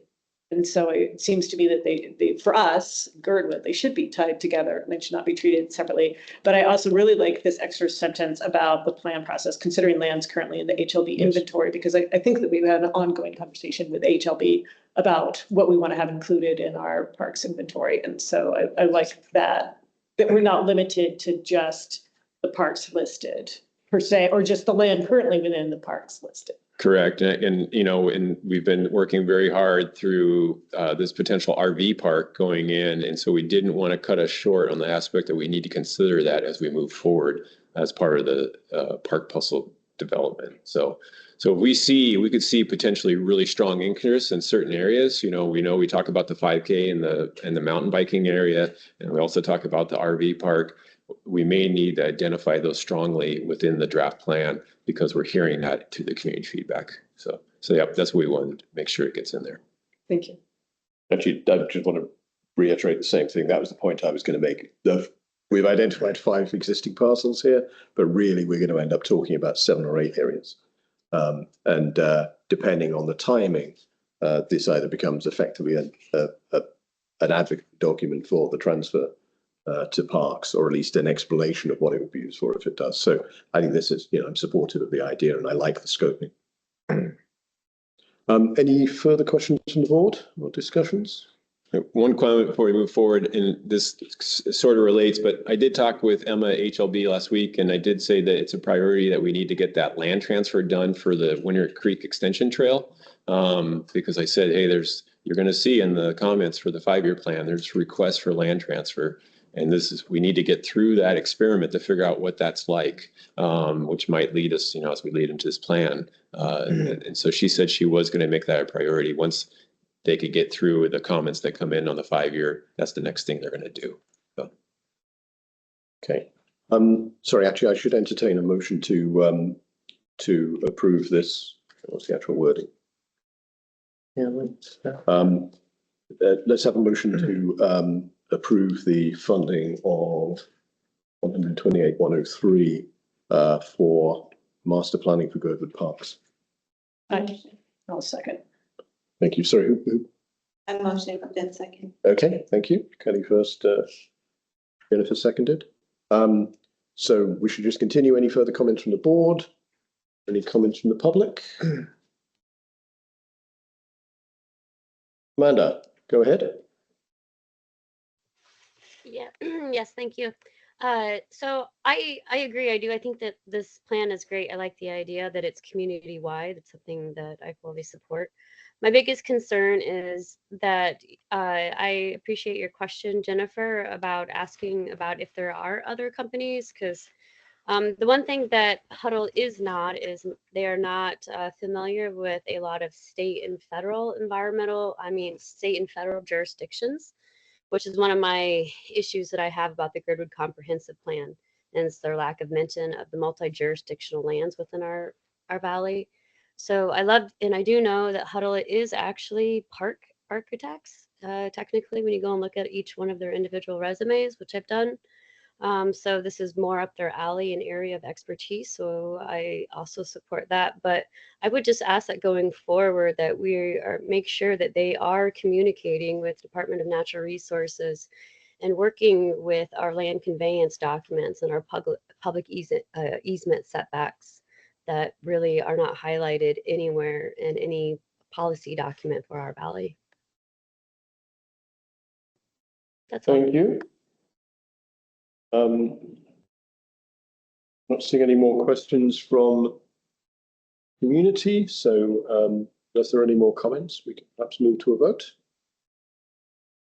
Okay, let's do a roll call vote, please. Sure. Kelly Ockenick, Jennifer Wingard, Yes. Brian Burnett, Yes. Mike Edgington. Yes. Motion passes 4-0. Thank you very much. We'll now move on to number 8, capital project list for the service area and the resolution for the Alaska Creek Fish Passage culverts at Mount Hood. Yes, so we did submit this into CAPSIS, for the state of Alaska as representatives requested, and we would like to update the resolution. I think we did a resolution on this a while ago, but we'd like to have the board approve this resolution tonight to help support that request from the state there. And so we have requested 1.2 million. The service area has done all the work to make this a shovel-ready project. And as well, the service area has funded the 2 other major creeks in this area, or crossings in this area at Mount Hood, at Lake Tahoe, and now we'll be doing Davos here this summer. So the service area has done a substantial amount of commitment to this drainage, and we're hoping the state will come through with 1.2 million to get us over the hump to get this one done. So this resolution is pointing out the need for this fish culvert. Are there any questions? Just a question on the penultimate line, passed and approved by a vote of 5-0 in 19th December 2022. What does that refer to? What was actually passed? I think this resolution was passed in 22. We're looking for you to review it. Oh, Yep. We updated the numbers to reflect where construction costs are today. got it. So yeah, I mean, I have a comment on this. I think the whereas about the CTP grant, we're replacing that with the request for a state grant. Correct. Right. Yep. Do we have any language sort of ready to go so we can for that item? Because this is obviously, I mean, this is effectively the previous one where we were looking for a CTP grant, which we did not get. I don't think we have language set yet for this, but we would update it to the CAPSIS. So perhaps we can just clarify what the changes are then. So we would, the first, second and third stay the same. The second, obviously, we've increased the number. Yeah. To reflect construction costs. The fourth one will basically be the ask for, I know the fourth one we could probably just get rid of, can't we? We're really replacing 4 and 5 with the statement that we've applied through CAPSIS for a state grant for 1.5 million and a match with local funding of 200. Correct. Okay. The one about road contract maintenance, current road maintenance contractor, does that still apply, or would we could still use Western? So, looking at this now, what we probably should do is update this language and then send it out to the board to see if there's any objections. Okay, yeah, I think that's the right. And then, because we will have to bid this project out, as we've learned through the last project. So, even though our contractor could do the work, we'll have to bid it. So I think what we'll do is we'll upgrade the language and bring it up to speed so that you guys have it. Is this time sensitive that we have to have it done before? I know CAPSIS. No, we can bring it back to you. Perhaps we should bring it back next month. Let's update it. We'll bring it back to you next month, and all entries have to be in by the end of February, so we should be okay. Okay, thanks. Excellent. Was it? I vaguely remember seeing 15th of February. Was it for that? But maybe with this support document doesn't need to be part of it. Perhaps we should double check. We'll double check it. Yeah. Okay. If you could check that before the end of the meeting, then we can come back, and if we need to act sooner, we can come back and perhaps. Okay. Yep, I'll work on it. The other part for this, as well as the resolution, was the capital projects list for GVSA. And I know you did look at this, and this was the fish cult, the highest priority that we did for CAPSIS. Is there anything else you want to add on the general capital projects list? No, not at this point in time. Yep, that makes sense to go through when we do the review. Yep. Okay, later meeting. Thank you. Any other questions or comments on item number 8? To clarify, what we're going to do is we're going to verify when the CAPSIS deadline is. If we need this supporting document before that deadline, and the deadline is before our next meeting, then we may circle back and act on this. Otherwise, we'll have it for next month. Okay, there's no questions on that. We'll move on to item number 9. Agenda item LUC 240704, GBOS action on STR regulations or registration and regulations. And we'll take this, start off. So this again came up as a specific discussion point in our meeting with the MOA, and there are multiple moving parts. One part is we learned that there is a sort of pushback from Airbnb about an ordinance which the Assembly passed in October last year to require additional reporting from the STR platforms. That would have given us information, good and specific information on the amount of tax, the total tax collected across all of the platforms per month. So we would have seen how much taxes were generated by short-term rentals on each of the platforms, and obviously in aggregate for every month during the year. And it would also give an account of short-term rentals. At least one company, Airbnb, have pushed back and said they would not comply and challenge it legally, that the municipality does not have the right to ask for that under taxing powers. And they accept that if we had regulations around registration, for example, they would have to provide that information, but just requesting under the taxing power is the thing they're pushing back on. The legal department has written an opinion and may possibly update that opinion based on information during the meeting. We will probably find out what the path forward is in about the next 2 or 3 weeks. That may drive another attempt at doing registration municipal wide. In parallel, there is also another question being addressed about whether short-term rentals are actually legal use or not within the municipality, within land use code. Again, that's expected to come to an opinion in the next few weeks.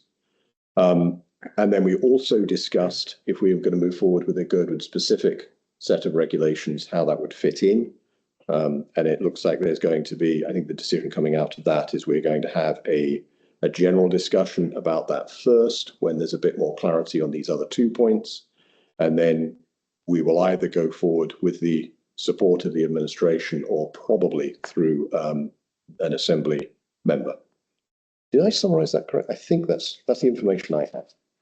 Yes. Just want to check what did I miss? Well, I would just say that like the shorthand version is that the legal is sitting on 2 decisions, right? One is about the use of a taxation lever for zip code information, but they did say that Airbnb is interested in providing that information in another route. But as you said, the long story short is 1, it's still illegal, and 2, we have to wait on the information that we have been asking for so long about what we have going on in Girdwood, although that's not specific necessarily to proceeding forward with requiring registration. So I thought that got a little garbled in the meeting. And then the other thing is under the legal decision is, as you said, where do STRs sit in Title 21? So they're sitting on 2 different things. I don't know how much of that depends on us not moving forward. It seemed to me like the biggest thing about moving forward is getting drafts to them about what we're looking for. And so when I asked the question of, okay, great, but how can we still start moving forward with this? The answer was get drafts to them of what we're looking at, or, rough idea of what we're hoping to get done, which I feel like we can do while legal does whatever legal's doing.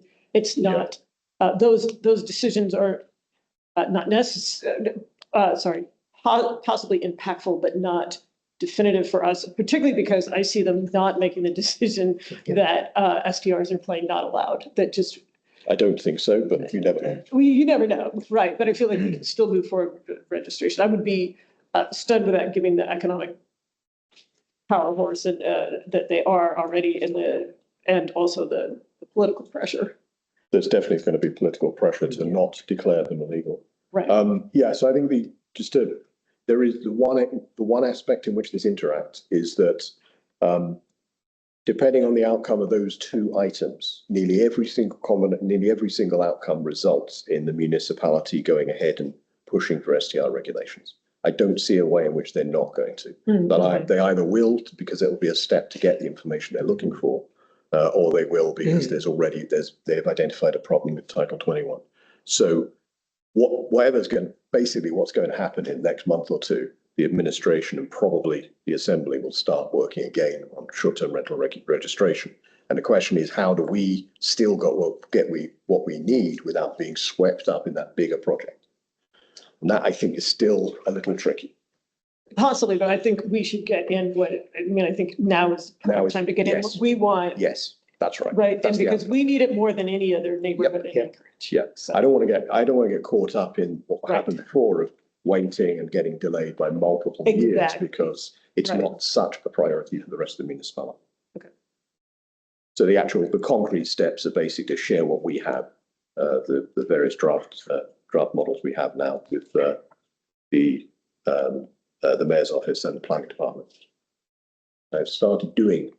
That will lead to at least some discussions and possibly a meeting, whether it's a work session or whether it's a private meeting beforehand is unclear. We'll follow up on that. This is separate from the meeting we have now scheduled in early March with planning department about the follow-on from the comprehensive plan. So there's one meeting with planning in March on the follow-up from the comprehensive plan. And then this is going to be an information sharing initially, and then probably another meeting with the mayor's office and planning, specifically on short-term rental regulations. And there's actually there's a member, Caitlin, I think, who's working specifically on short-term rental regulations within the mayor's office, Alaska Fellow. Okay, that's an update on where we are. So there's stuff is moving. Any other comments or questions from the board? And then I'll go to Brett. Okay, Brett, go ahead. Okay.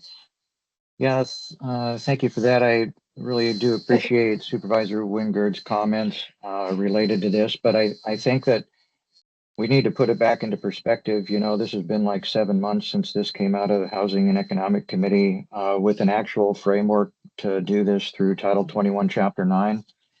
You know, we had been promised for several months that we were going to be able to get a meeting with planning on some of the particulars with putting this into Chapter 9. Then we progressed to here where we were promised to see data. And I just want to point out that we don't need to see data to implement the registration. And now we've gotten into a position where a year later, now we are in a delay to support municipal regulation of STRs. And I just want to kind of remind all interested parties that as we went through this, we decided that Girdwood had different needs and expectations from STR registration for the service area. So again, we are waiting on the municipality for no good reason. I think that it's time. It has been, like I said, a year in the making, at least 6 or 7 months, being promised to work with the municipality under the Title 21 Chapter 9 framework. And here we go. We lose the opportunity again as a community to attempt to steer our own destiny. We have a real need for STRs in the Valley. And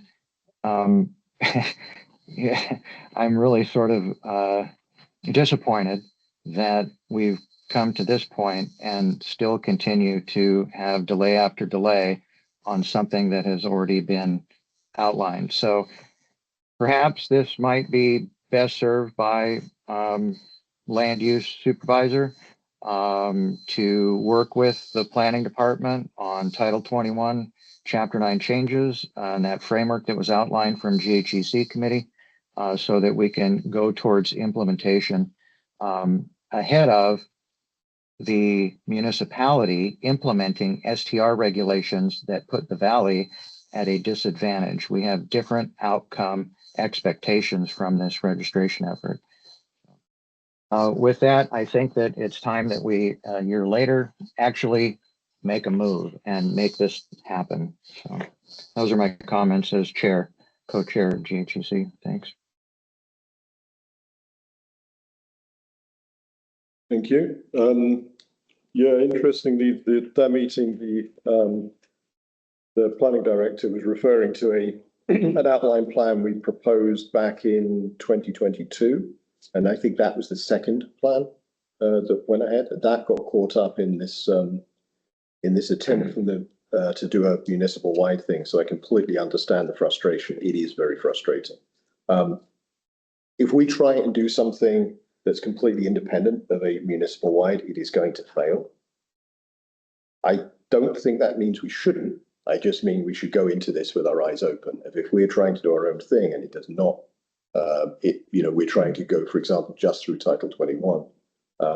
The municipal wide one will almost certainly follow a similar pattern of going through the business licensing process. So if we try and do something else, we're gonna waste a lot of time and not get very far. So I think we at least need to pay attention to what's being done more generally and make sure our requirements and what our needs are in the thing that gets implemented. I am happy because I'm also exceptionally frustrated with this. I'm happy to push forward something anyway. We're just not necessarily going to have success if we try and do it independently. So as long as we go into that knowing it, it's still going to give us many further opportunities to press for the things that are important to us. The other thing I point out as well is I think there was a request to sort of have a clear problem statement as well as just the solution. I think what we have is variations on a set of solutions.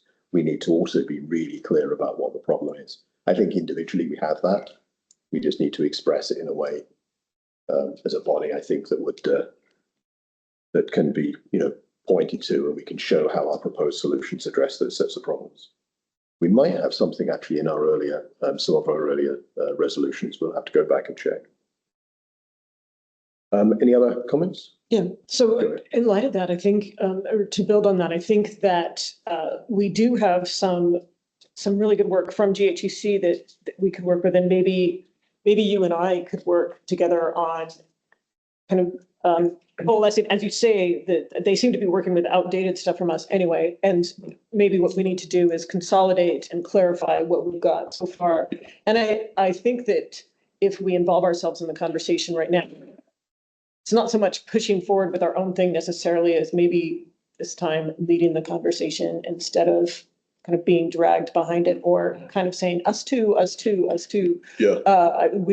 You've done so much research into this. You've studied all these different resort communities. I would really like us to be able to bring this as this is what we need. How can you fit us into what you're designing? Yeah. So I think what we need to do is express it both in terms of explicitly which set of problems we're solving, right, why, or an approach to solving those, and then an implementation of solving those. If we just say here's an implementation, it's not going to work. We have to be able to address each of those steps and do it. So I agree, it's a little bit more deliberative and careful than perhaps just, be happy to be a part of that process, because you and I have been working on this for a while in various forms, and so yeah. What I'm going to suggest, and I'll see if the body agrees with this, is can we take this item and put it in the set of standing reports under section 4? And then if we have very specific things to bring in front of GBOS, we'll put them as an action item as well. But that way we'll report that every meeting.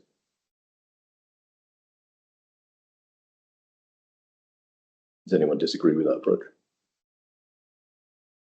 No. Excellent. No, I think that's good, but I think that we might need this. I think we might need this under old business again We next probably will, month. but I think if we put it, we make sure it's understanding reports as well. Just Okay. It's there if there isn't a Okay. specific thing to do. And then when we have specific action from the body, we can put it in as old business. Well, I would like to, actually, I'm proposing that by next meeting, we have the kind of consolidation that you're talking about. Okay, that's fine. I like that. And I'm That's happy fine. to, like I said, I'm happy to do work on that. I never understand if you've got a lot going on. Yeah, because I would like to see the board kind of agree to something, and then we can have just some strength behind what the conversations are happening with the meeting. Okay, so we'll probably have that on the agenda as an old business item, and we'll also have understanding. Okay. Okay. Any further questions? Brett, I see your hand is up.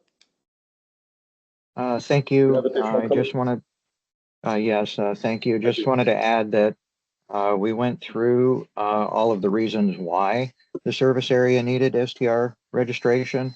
And we enumerated that as it's also documented through Land Use Committee, a couple of different meetings when Land Use Committee also recommended that we can move ahead with the Title 21 Chapter 9 framework for STR registration in the service area. It was enumerated in there, I believe, as well. So there's plenty of documentation over the last year as to why we need this and why we need to do it ourselves, as opposed to under municipal rule. We have that well documented, so I'll just leave it there. Thanks. Thank you. Not seeing any other comments, we'll move on to item number 10. PSAC and agenda item LUC 241107. PSAC recommendation for GBOS resolution of support for speed reduction on Alyeska Highway. Take it away, Kelly and or Jennifer. Yeah, I mean, I think most of it was covered in my original, my supervisor report at the beginning. I think I'll just reiterate that the purpose of this resolution is ultimately to kick off the process of DOT to go away and do their analysis and involve the community in whatever process they undertake. So if there's any questions, I'm more than happy to answer them, but I think otherwise you have all the context from what I said earlier. And I guess I could just comment that the strikeout in some of the whereases were just to make it relevant to the conversations that have happened at LUC and PSAC and as concise as possible. So yeah, any other questions I'm happy to take, but other than that.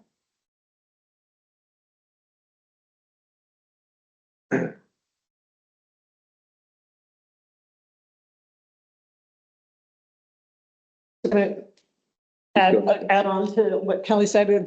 This has been a ton of work for her, and she did a great job monitoring this meeting with DOT. This document has definitely undergone a lot of editing. I appreciate the changes Kelly most recently made. I do want to point out that one thing that was not necessarily initially a part of this is the inlaid paint striping under "be it further resolved" and the radar speed sign. So I want to make sure that the board is behind these, and I want to explain that those are some of the things that came up as a result of our conversation with DOT and kind of the pressure to spend this money, especially because these are things that we need. And those were recommendations from staff, and kind of the best possible thing to do with our situation right now, but not to draw, hopefully not to draw attention away from the speed limit resolution in the first place. Very good. Sorry, was it? Right. I appreciate the work that's been done to put this resolution in front of us here for Board of Supervisors. I've had the occasion to speak with a number of people that I know, most of which that live above the Glacier Creek Bridge, if you will. And there is not a lot of support for seeing the reduction of the speed limit on the lower part of the highway. I've gotten some pushback from colleagues and friends, quite honestly. I think that this is going to catch a quite a number of people by surprise. That, people don't know that there is a move going forward to make some changes in traffic patterns further on down the road.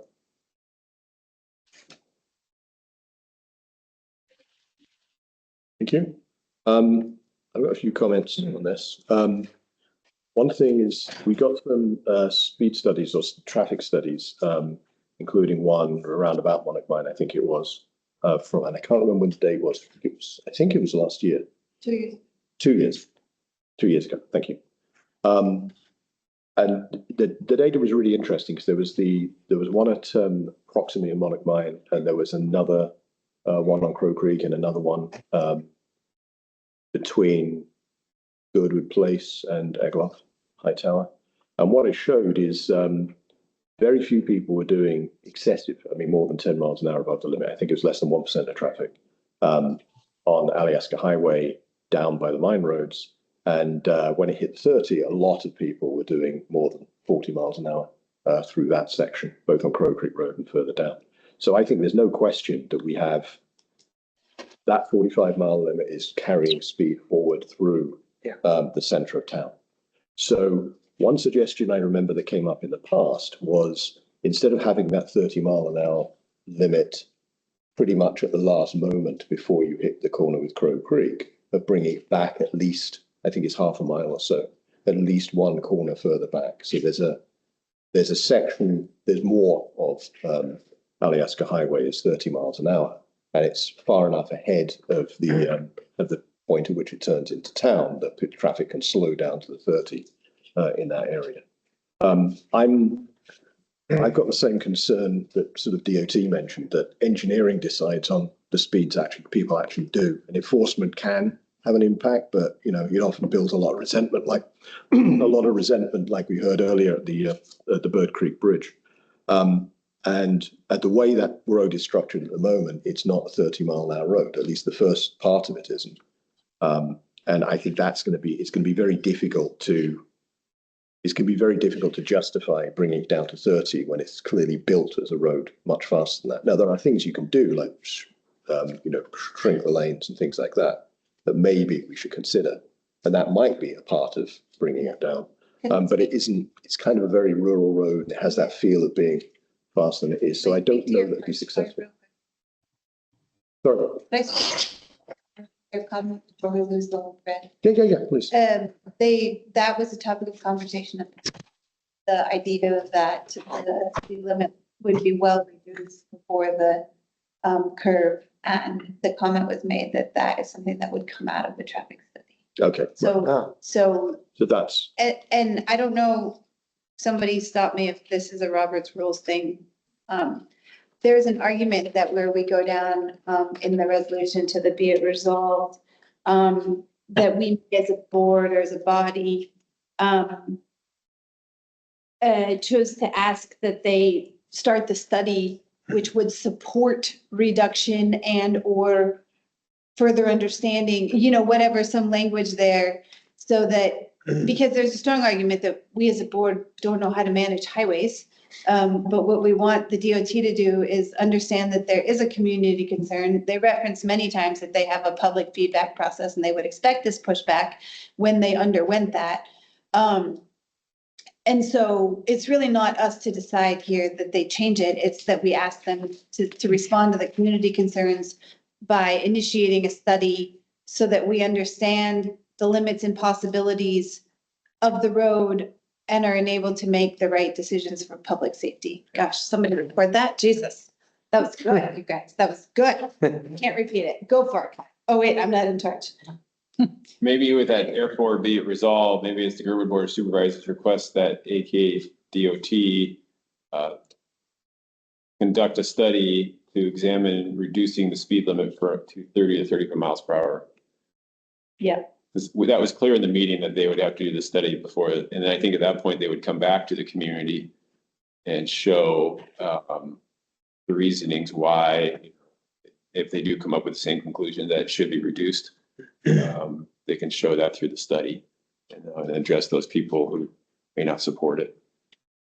Yeah, and it was also suggested in that study that, because the comment was made, there's 67 driveways down valley and like 35 up valley. And so that study would formalize understanding. There's 2 designations of road in the valley, and with all the construction, should there be 2 designations of road? So it's like a lot of that, there are changes in the Girdwood Valley which are not reflected in the current understanding of the highway because we're changing so rapidly. The other conversation, not necessarily relevant here, is shock on the DOT's part that Holden Hills didn't do a traffic study, and our general lack of understanding of the implications of growth on the highway, which this study would help us understand the highway overall, and bring it up to current standards or current infrastructure in the valley, perhaps more robust to the development.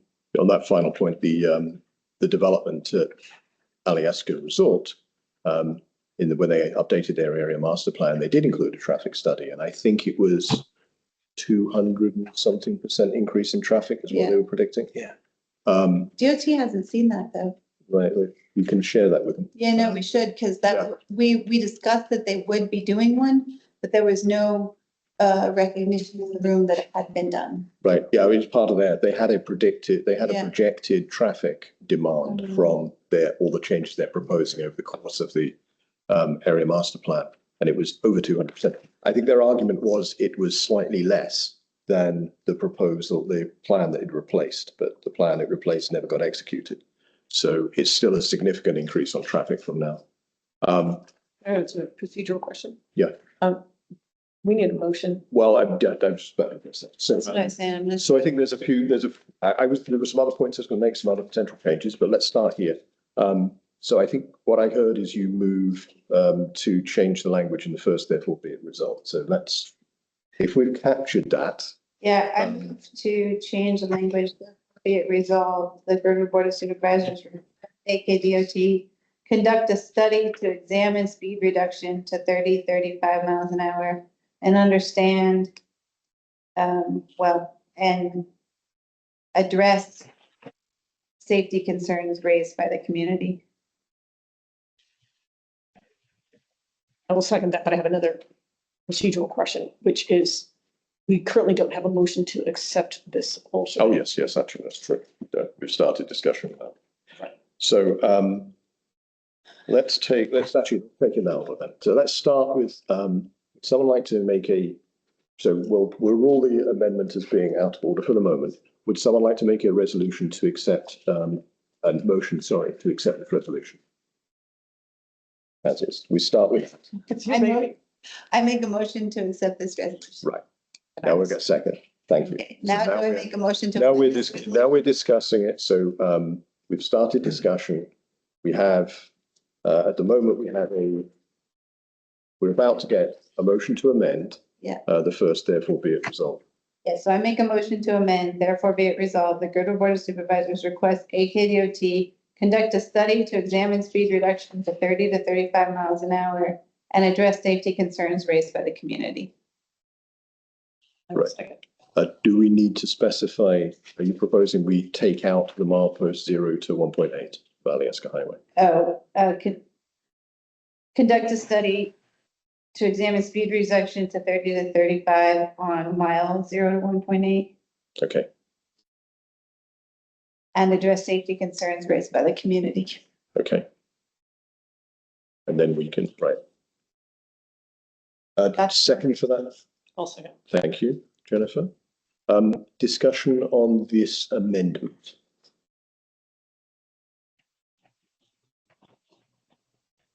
I'll just say that, I mean, I think this makes sense. It doesn't, it's hard for us, as you said, to actually say as non-traffic engineers that we demand this jail, we want it reduced to 30, 35, because I'm not at all convinced that's the right answer.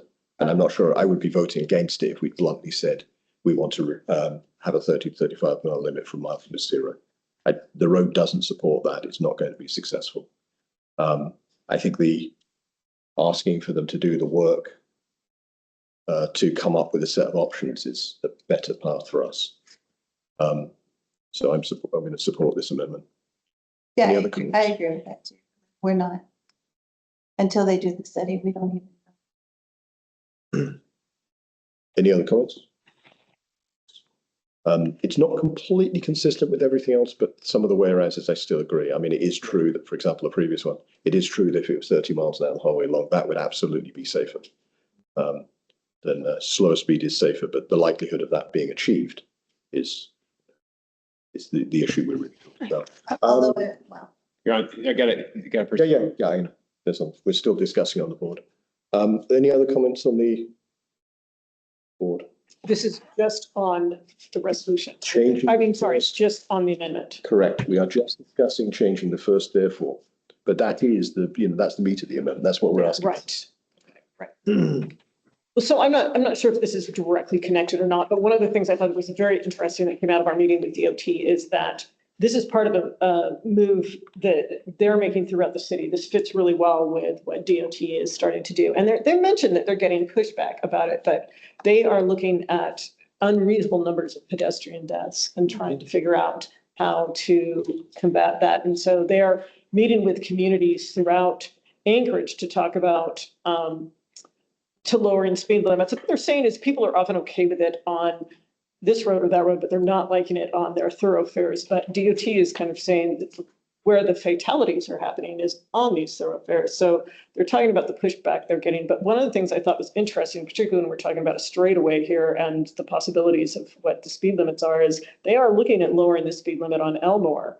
And I thought that was very interesting because one, when they start talking about whether, we're rural or that, we look at Elmore, and Elmore, many of us, we're on Elmore regularly if we want to get north and we don't want to deal with the middle of Anchorage. So Elmore, to me, noticeably does not have as many cars coming in from both sides. It's mostly a one-sided thing. It's mostly to the west, where cars are coming in, number one. But number two, it's big on straightaways. So I think this is part of a larger conversation that the community is having, which doesn't mean we need to decide it. It doesn't mean it's a good thing. But this conversation Anchorage is about to be having on, are we valuing our speed of commerce more than we're valuing human life? And so I like that we're entering ourselves into that conversation and that we are dialoguing about it. That's what I would say about that. Okay. Patty, please go ahead. Yeah, I hope you can hear me. My internet seems to be a little unstable tonight, but You're very I also clear. like to add, I'd like to add that one of the things in the meeting that they did mention was that, I think it was Sean Holland who said he actually drove it at a 35 miles an hour and he felt that that was reasonable. It was not extremely low. And so that, down here and recognizing that 35 does seem reasonable when you're going up. As for the people up Valley who would be, concerned about this, I would say that down Valley, we have as many people who are concerned about the speed limit at where it's at, because we're the ones that are walking the swoops and we're the ones that are dealing with the noise and the people going 45, but they're not really going 45, they're going 50, 55. So thank you. Thank you. Any more comments on the amendment? If not, let's go to a roll call vote on the amendment. Oh, Brett, I just saw your hand come up at the last second. Brett, please go ahead. Sorry, comment on the whole thing. I don't mean to get in your way with the amendment. Go ahead. I'll come back. So we'll go ahead on the amendment. Let's do a roll call vote, please. Sure. Kelly? yes. Jennifer? Yes. Brian? Yes. Mike? Yes. Amendment passes 4-0. Thank you. So we're back to the main motion as amended. I have a suggestion. Just there's a couple of things to add under whereas number 4. So again, I'll pose. Hopefully, someone can make a motion. Otherwise, I have to go through the formal process of handing over the chair. The two other things I think are really significant about milepost 0 to 1.8 is we have a multi-use path only on one side of the road, housing on the other. And there are no crosswalks between the underpass at mile, 0.1, under the bridge, under the railway bridge, and the crossing at Eglon. So there's 2 miles almost, well, about 2 miles of no crosswalks whatsoever, a pathway only on one side and plenty of housing on the other. So I think that's another thing we can add in there. So I'm not sure the exact wording, but the essence would be, a pathway exists. Pathway exists on the western side of Alyeska only, while housing exists on the eastern side, and there is no crosswalk between the railway bridge underpass and the Egloff High Tower intersection at milepost 2.0 or 2 point whatever it is, 2.1, I think. That would be just another bullet point under the whereas number 4. I guess I would make a motion that we amend bullet point number 4. It says bus stops for Anchorage School District and local shuttle use without designated crosswalks or lighting, in addition to crossings due to the bike path being on the opposite side of multiple houses. Yeah, what I thought, the point that there is no crosswalk for 4 miles, for 2 miles at all, is worth calling out explicitly. Which is called out in bullet point number 4. Right, or maybe I think that just the 2 And miles so thing is worth mentioning. I was, well, what I heard, and I just suggested it belonged there, was Okay. extending that bullet point to include that in that duration without crosswalks, in addition to it being used for the bus and the, what I'm hearing is you see it missing, that the acknowledgement that the path is on the different side than the houses. But it's the same issue that's called out in bullet point number 4, which is there's no crosswalks and there's a lot of crossing. Yes, so I think my point was, it's the distance, there's 2 miles of no crosswalks. Which is called out in the whereas. I actually have a potential solution. Yeah, to yeah, this. please. Solve it, lady. Okay, because it actually solves a little problem that I created by forgetting to put in the business about, there's a trail crossing in there too, and I forgot that. Yeah. And I was specifically asked by the, by Mark Ide, our local planner, to put it in there. So maybe we can put in another bullet point to solve my little problem, and say, let me rephrase this. I will make a motion. We add another bullet point saying this,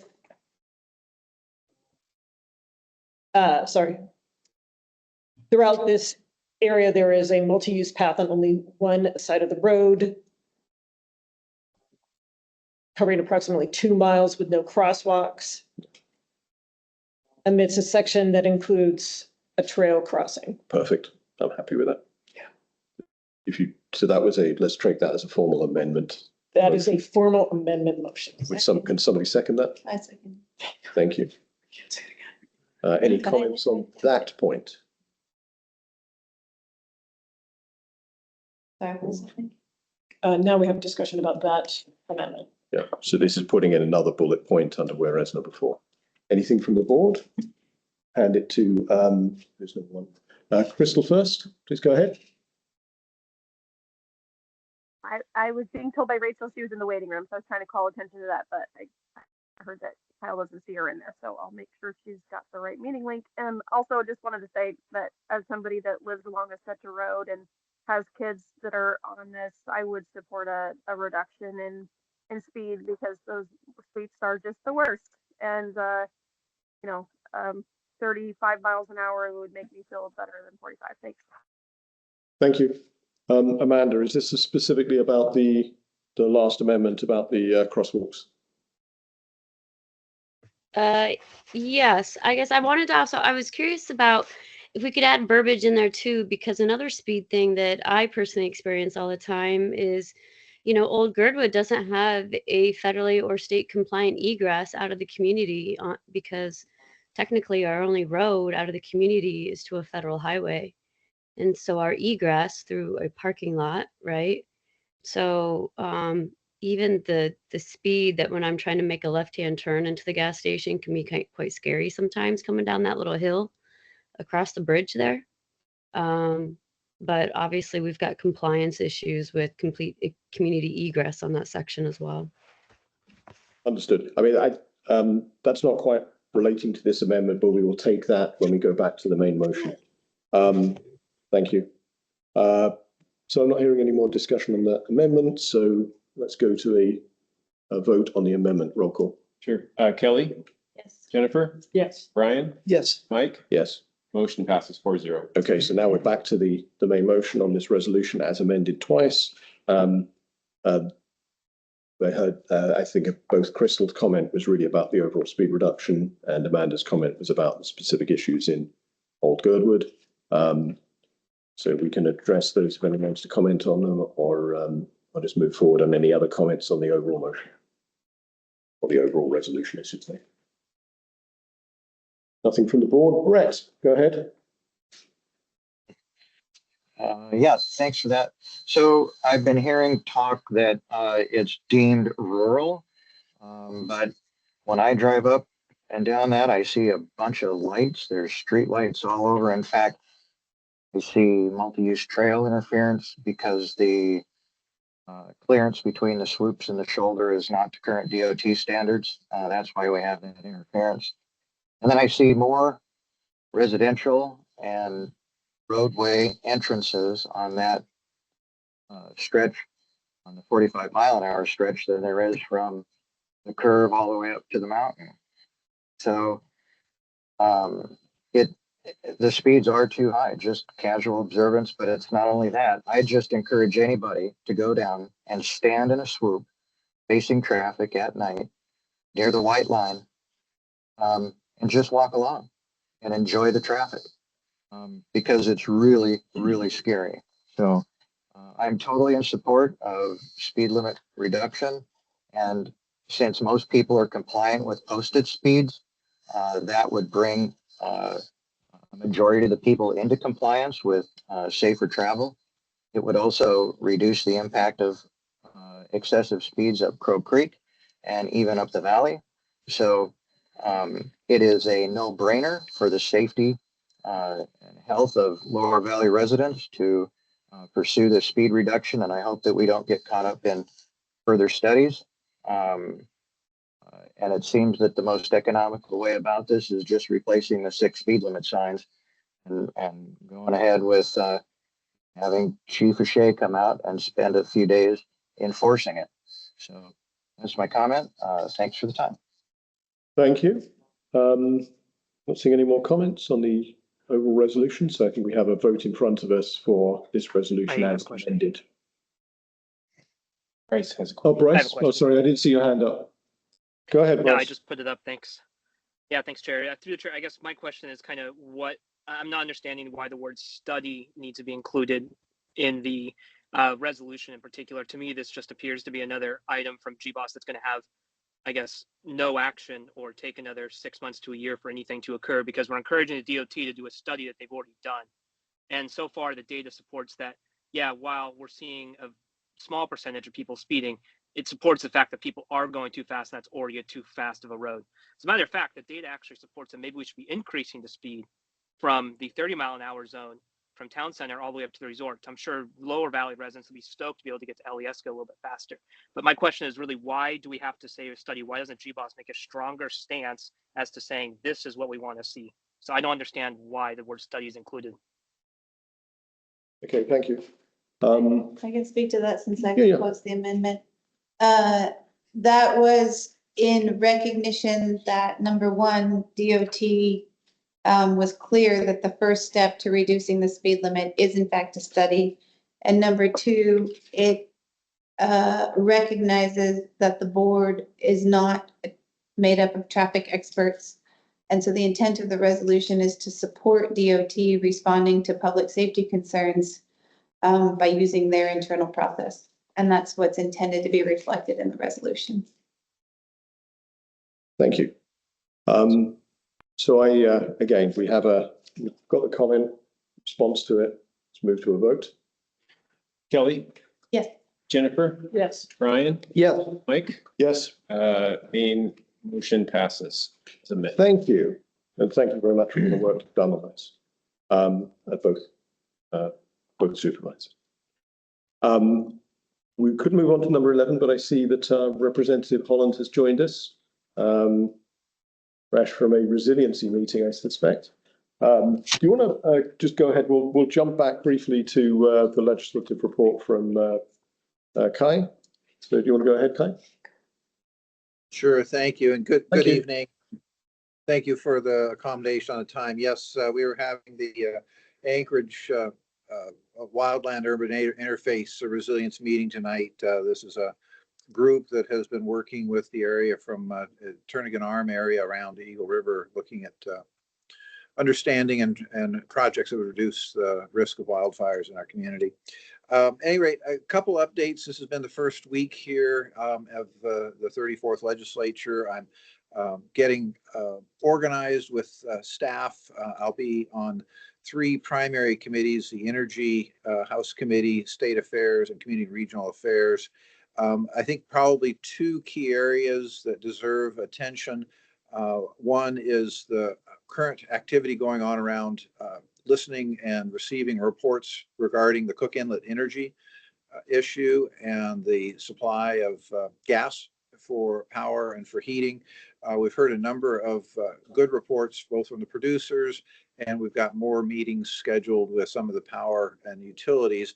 I'd encourage you, if you're interested in any of this, to go to the legislative website. I'll give you the address here in a second, but specifically the Senate Resources Committee has had a series of meetings. There's some really great presentations that are linked there, as well as the recordings of the meetings.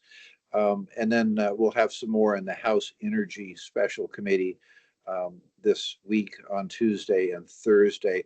Probably the big news here that you may have seen in the paper is that House Bill 69 has been introduced, which is a House bill to increase the funding, the BSA funding for our schools.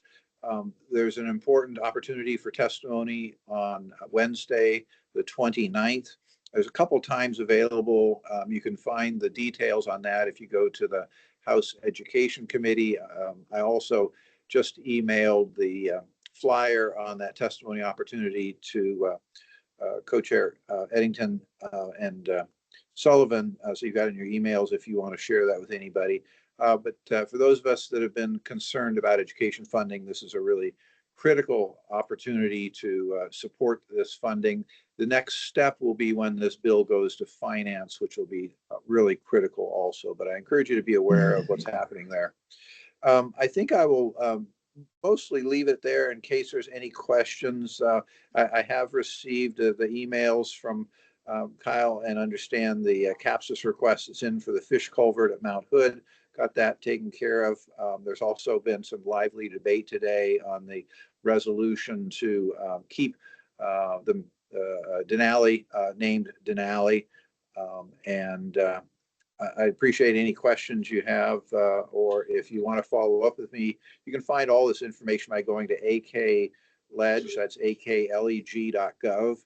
And from there, you can find the House members, including my email and phone numbers. You can also find the information on the Senate Resources Committee and the House Special Committee on Energy for additional details on all this. So welcome any questions if there are any. Thank you for the a couple minutes of time at this late hour. Thank you. Any questions from the board? No. And any questions from the community? I'm not seeing any further questions. Representative Holland, thank you very much for joining us. Great. Thank you for the time tonight, and I'll continue to listen in if there's anything that comes up later. Thank you. Thank you. Okay, so we are now going to jump to item number 11, Supervisor Wingard, Gender Item LUC 2412-04. BBOS to consider requesting HLB to seek out the Corps of Engineers courtesy assessment of Glacier Creek levee on Old Girdwood. Sure, I can make this pretty short because I know we've all listened to this a number of times. It's under old business now, but it's also, of course, been through land use. This boils down to HLB essentially requesting us to request them to do this. So I don't know that it's controversial per se. I would like to say that as part of passing this, we're not necessarily conceding any points within their analysis or anything else. I don't think that just because we ask this that we are saying, oh, you're right, HLB, you're not responsible for it at all. We are just doing the first step that they asked us to do. And then if this doesn't work, I don't think that that means we have no other options for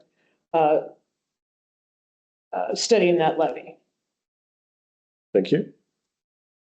So do you have a specific motion? Yes, I would like to move that we proceed with the request that HLB asks us to request, that we request HLB to seek the Army Corps of Engineers courtesy assessment. Right. So yeah. Or sorry, excuse me, I would like to say assessment without the word courtesy. Yeah, assessment. Assessment, Let me know. Good. Okay, right. If that's clear.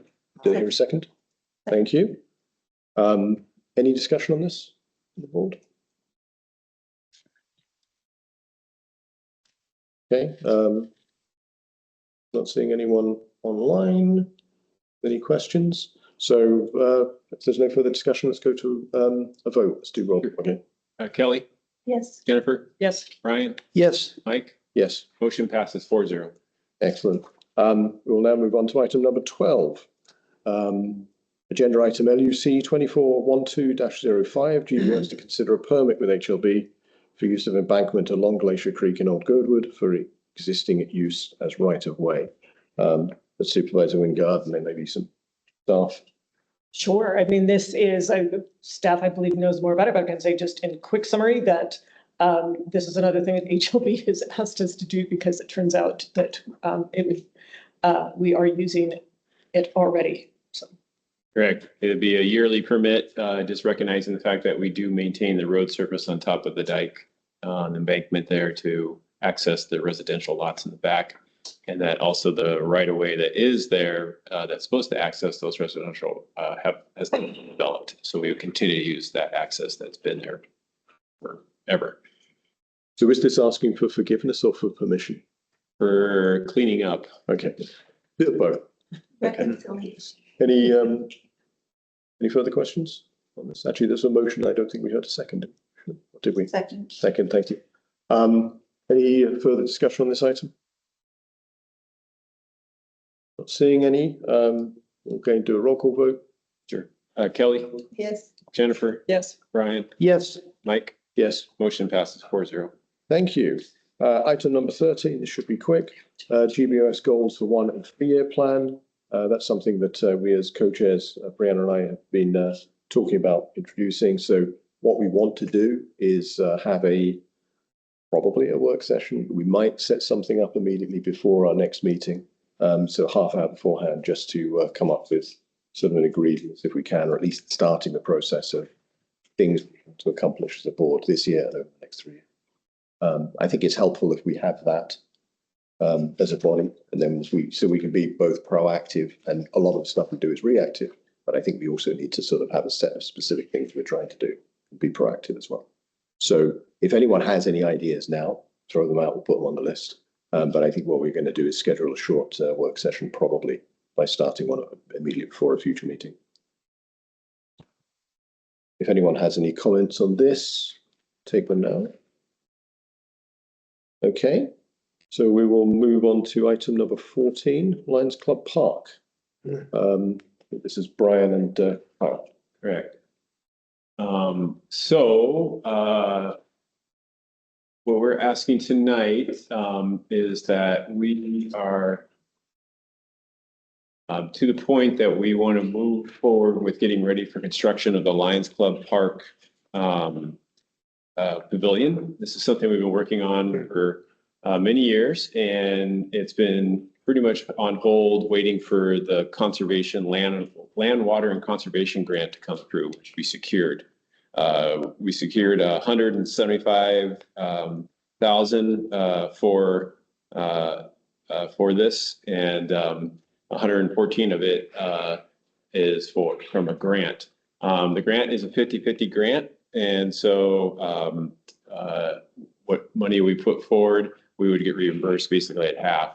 And so to start the process, we want to work with the Bate company to help us with project management and building support as we move forward to putting this out to bid. And so they would help with getting the bid documents and everything coordinated and getting the award out for bringing on a contractor to build the pavilion and help us through the building permit process.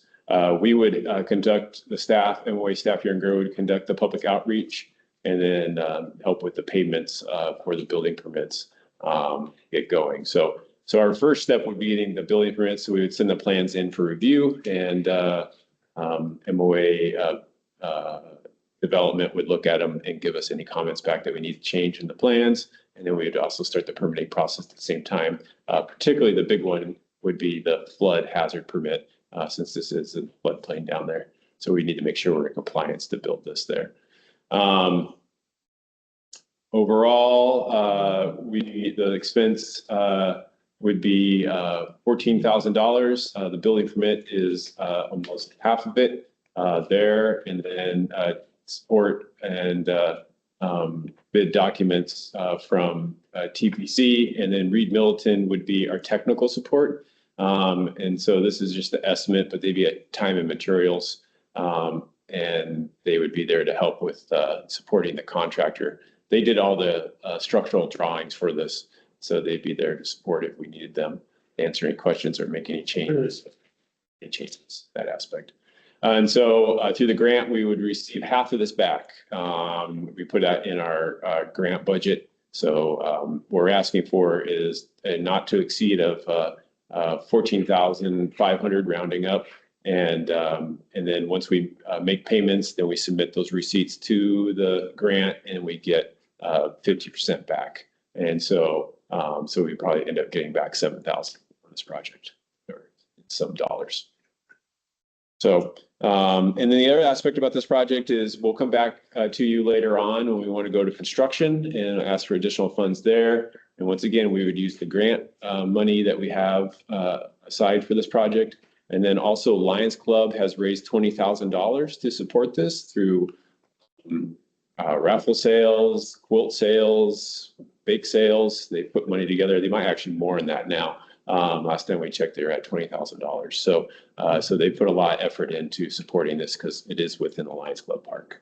So the first step here is to get started with the bid and see if we can get a contractor on board. Thank you. So we'll start with a motion then to, if someone wants to entertain a motion to approve $14,414 from the boutique to the boutique company for construction support services. I would like to make that motion. Thank you. I'll second. Thank you. So we have a motion and a second in front of us. Any discussion on this? Yeah, I'm sure I should know the answer to this, but where's the lines? It's right over here, Right on this side of the room. right across from the fire station. Got it. The picnic tables are, day use park over there. Okay. And this area is actually very popular with our tour groups. And we've seen a lot of revenue come out of there, and having a covered facility would actually probably increase our revenue over there. Back roads, bike tours, eat lunch there about 3 times a week during the summer. That's actually an interesting question. So if there's commercial use of a structure over there, then we would effectively be charging fees for the use? Yeah, we charge fees right now for the use of the picnic tables. Okay, got it. Right. Thank you. And I also had a question about, I didn't completely follow the numbers you gave. You said it's 175,000 is the. Sorry, I was looking at the total costs and materials and labor is estimated to be about 175,000. Okay. That has a large contingency built in. Right. Because we don't know what we'll run into with the foundation work, but we know what the materials roughly are. And then we have a grant for 114,000, which is a 50-50 grant. We plan to do some interpretive signs there as well beyond, so that match will there. And then we have 20 to 25,000 coming in from the Lions Club. Okay. So so 175 for construction, we could effectively, if we're paying 50-50, then up to 228,000. Yes, be the total cost that would be covered by a 50% grant. Correct. But it may come in under that. We believe so. Okay, right, understood. We wanted to ask them the higher end with the grant. So if we've got the grant for that amount, if we don't spend the whole thing, it goes back to the state. Got it. Okay, thank you. And one last question. I know this is the case. This is although it's called Lions Club Park, it's a public park. It's a public park. They are a sponsor of the park. So they've adopted the park under their club, and then they help us with projects over there. And like in this case, fundraising for it. Thank you. Okay, any further questions from the board? Any questions from the public? Okay, we have a motion in front of us to approve that amount of money. I think we didn't mention in the motion that we expect 50%, 50% of it to be grant paid for, but I don't think that matters. I've had that in the discussion. So let's move forward and have a vote. Sure. Kelly? Jennifer? Yes. Ryan? Yes. Mike? Yes. Motion passes 4-0. Thank you.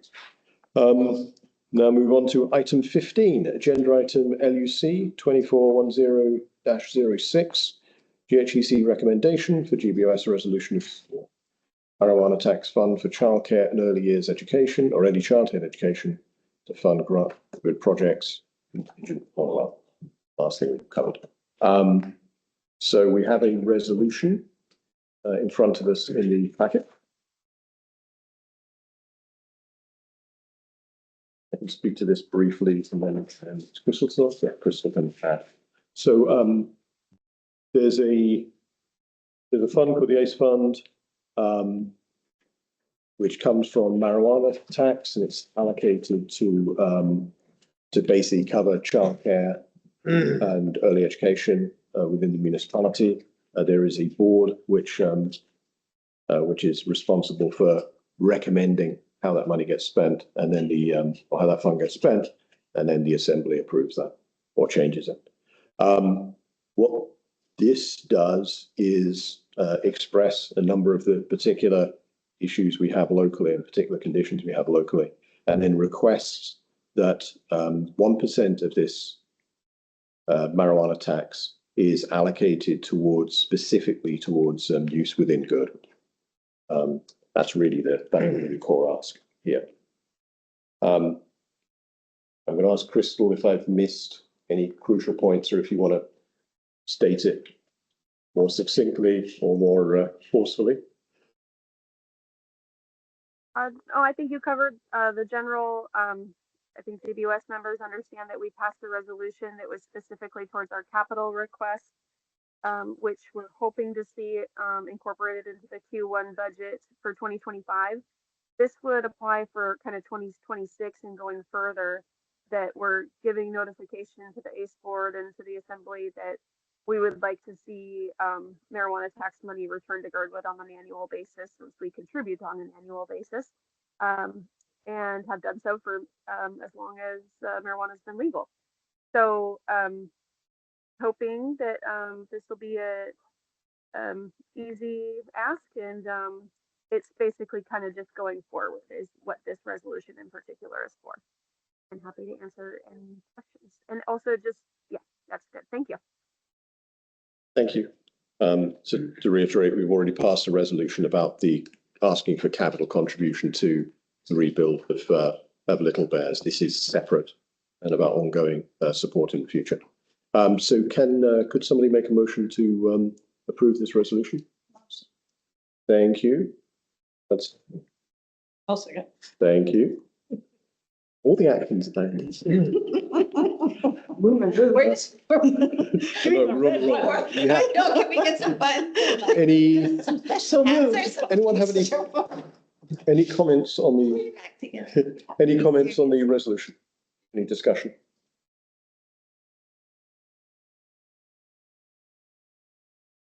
I mean, generally, I think it's a great idea. And, you know, if this all exists out there in the structure of how it's intended to be used and we're paying in, it seems appropriate that we receive. So I appreciate the work done by Crystal and others that may have helped to make sure we're fairly represented in the municipality. I do have a comment. So I agree with the principle behind this. I agree that we have a number of special issues here. It doesn't, in most of the municipality, sorry, if there isn't childcare in one particular community, but there is in a neighborhood community, it's accessible to both. In our case, if there isn't childcare in Girdwood, but there's some near Huffman, it's not accessible to us. So we have very particular needs, that there needs to be things in this community for people who live and work in this community. And we are in a different situation to the rest of the municipality, where basically there's a continuous there are continuous communities. I personally do not like or agree with ring fencing 1%. I think there are circumstances under which we can ask for money that's generated here. Short-term rental taxes being an example of that, because there is an absolute direct nexus between the activity which generates that tax and how we would spend the money to mitigate the impacts of that activity.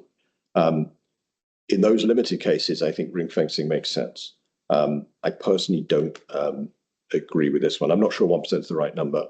We could argue about that, but I don't generally agree with the principle of the ring fencing.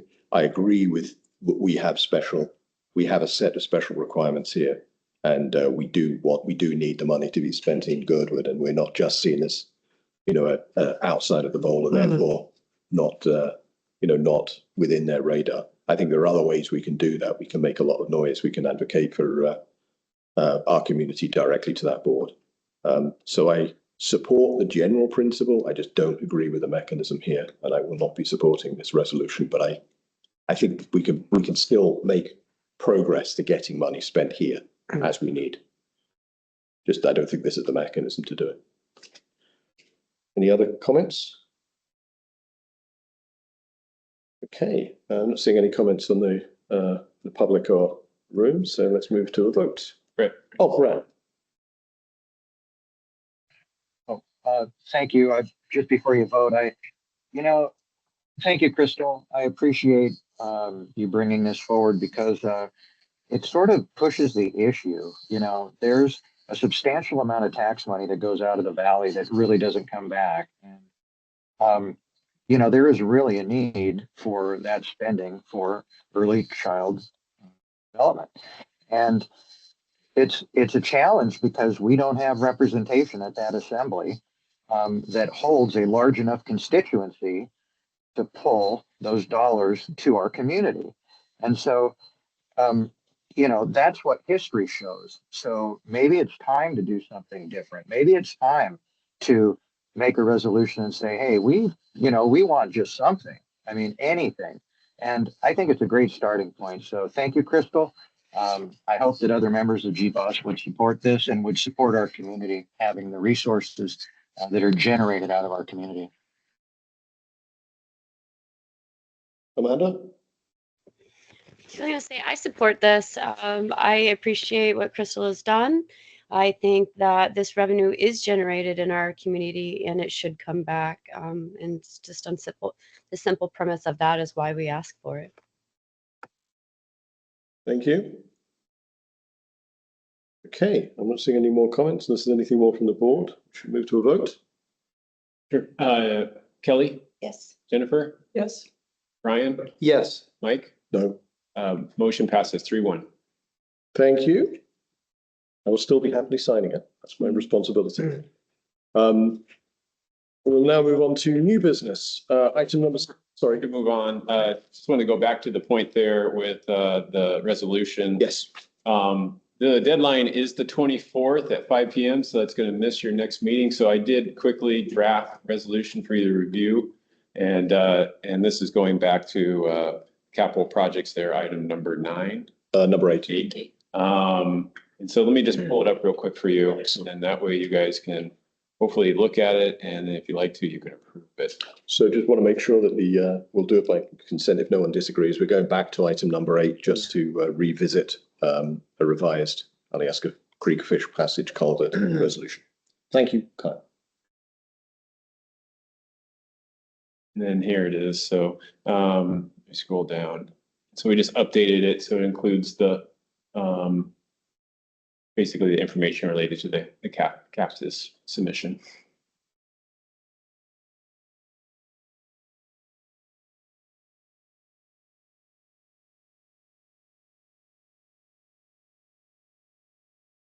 Thank you. So I will. I'd like to move. Thank you. Approve. Second. Thank you, Kelly. Pattern continues. Thank you. I think we need this small scrivener's thing, just the and after the fourth whereas, but it's an easy fix. But it's been a motion has been moved and seconded. Any discussion? Thank you very much for getting this together so quickly, Carl. Excellent. Yep, no problem. Move to a vote then. Kelly, Yes. Jennifer, Yes. Ryan, Yes. Mike, Yes, motion passes 4-0. thank you. Excellent. We'll now move on to new business, item number 16, Winner Creek Trail Bridge at Glacier Creek, final design documents. So next month, we will present that final trail documents to you, bridge documents, and we will also present it to GTC, where we'll have a large discussion with them about it.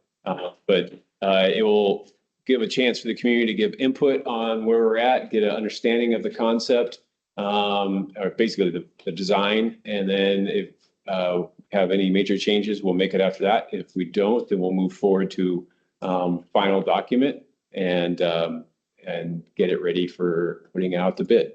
So we will also have an engineer estimate with it too. So right now the HMS, the professional engineers, are reviewing it and will be giving us a number with it. So we'll be presenting that to you as well.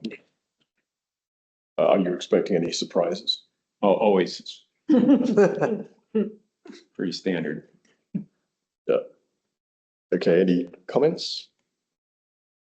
No, we'll move on to item 17, which is, sorry, please go ahead. Thrilled to see progress. Sorry. I said my comment is that I'm thrilled to see Yes. progress on this. Yes, Thank you to everybody working on it, all your effort. thank you. And all the different funding sources. Well, it's pulled together a lot of different.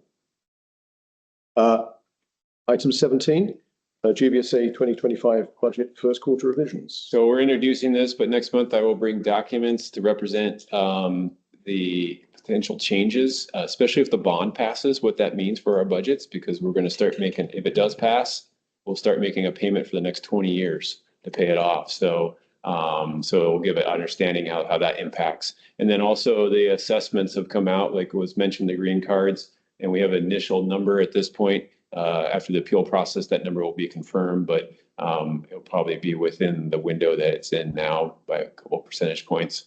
But it gives us understanding where our mill rate is now, and with the assessments going up and also all the new construction that has happened in the valley over the last year, we're seeing an increase in our mill rate. Well, actually, with our current budget, will go down. So we'll talk about that as part of that review. Yeah, thank you. I mean, I recall it's around 930 million, wasn't it? Yeah, and last year I think it was 880 million. Yeah, 80, and I think in 2016 it was 550 or thereabouts. Correct. So in a decade, we've nearly not quite doubled in terms of the assessed value. Correct. And one thing I always remind people about the assessed value is that it's not actually market value. Yeah. So a lot of times people get those green cards, and against the real estate value, it's usually under. It's supposed to be close to market value, but it has not been that way in Girdwood for many years. No. I think condos are closer than a lot of Maybe, yep. Okay, are there any questions or comments on that? We'll move on to the next item was about the bond. So I introduced this and I just want to talk about this a little bit. So there will be a question on the April ballot, on the April municipal ballot, of which we can vote in March because we get to vote by mail beforehand. There will be a question for a $3 million bond for Girdwood Valley Service Area to improve timberline, to basically reconstruct and pave timberline for the first, I can't remember, half a mile, 3/4 mile. This is a bond which will be paid for by Girdwood only. But as you probably recall, the whole of the municipality has to vote in favour and Girdwood has to vote in favour. The reason the whole municipality has to vote in favour is because ultimately it's the municipality which ultimately holds the bond, although we would be paying for it. If for some reason Girdwood defaults, I don't know if there's a mechanism to do this, but if it did, then the rest of the municipality would have responsibility for paying. That cannot happen, I don't think, but they still have to vote in favour. Historically, we've had many cases where we have put the bond on there, we've voted in favour, and the rest of the municipality has said no, often because they don't read the whole bond or it wasn't explained very well, and they assume that they have to pay for it, so they vote no. Why should they pay for something in good? The thing we as a body can do is help educate. So we can actually use our own resources to educate the whole municipality that this bond, whenever we get the number for it, proposition, is purely a Girdwood paying for it. We can't say therefore vote yes or therefore vote no, but we can educate. So what I'm gonna do is suggest, and we'll try and act on it next month, that we actually, do some proper outreach, potentially even spend a very small amount of our own money on producing some educational material for the municipality. But we'll have that discussion more next month. But I just wanted to introduce it now. One thing I'll share is I did hear from, it's a group that has pretty much kind of gone dormant ever since the state funding dried up. It's called Anchors Tomorrow.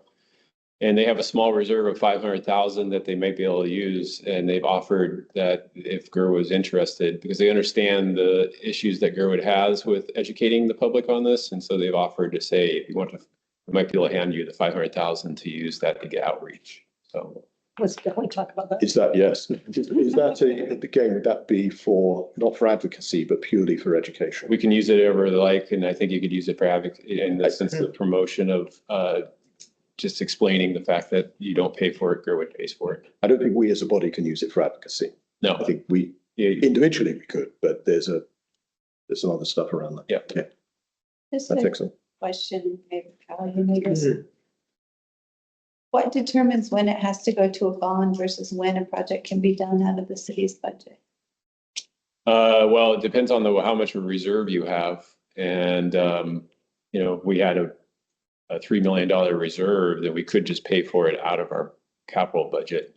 But in order to get to a $3 million reserve, it would take us, the repayments on it are $220,000 a year. And so it could take us almost 20 years to get there.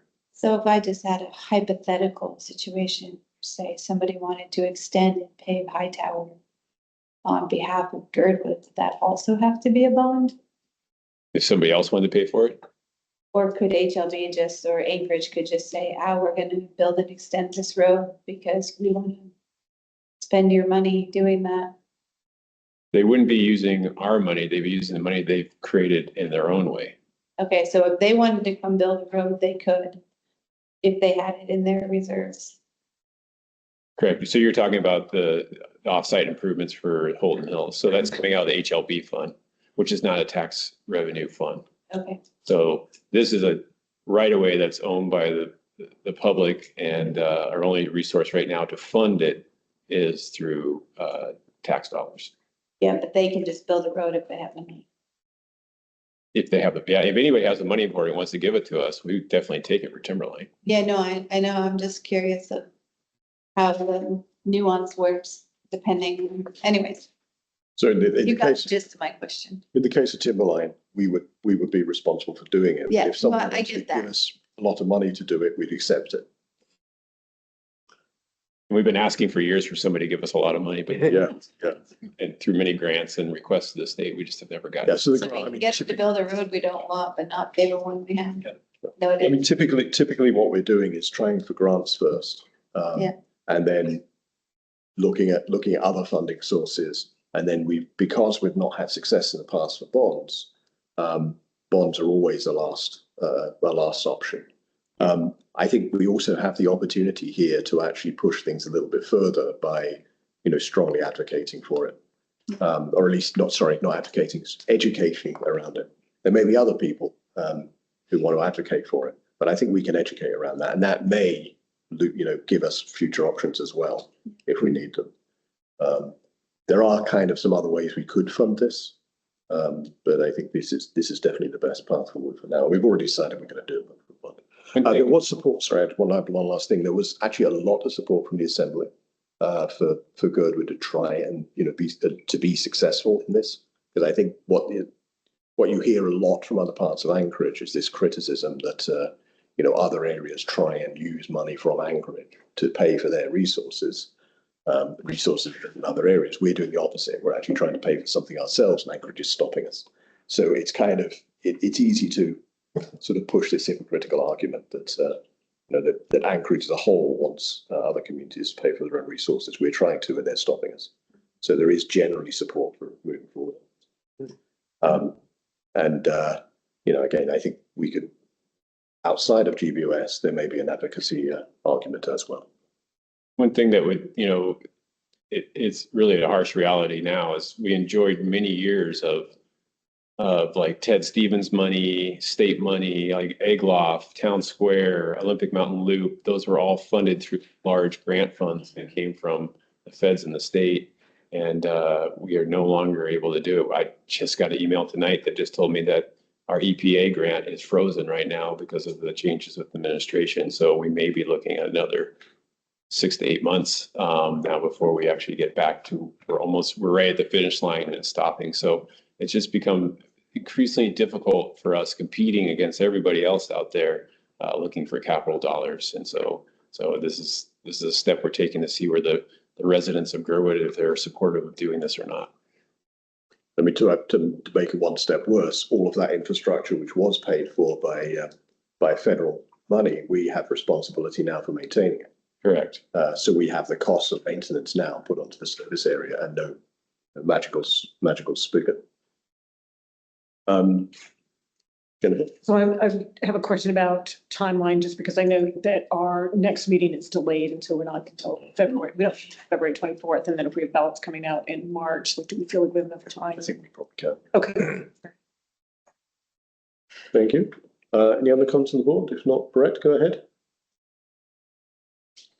Thank you. I'd like to just kind of point out too that maybe in the education outreach, you can let folks know that of the municipal gas tax that's paid down at the service station here at the corner of the highway, none of that comes back to our roads. So an additional $300,000 a year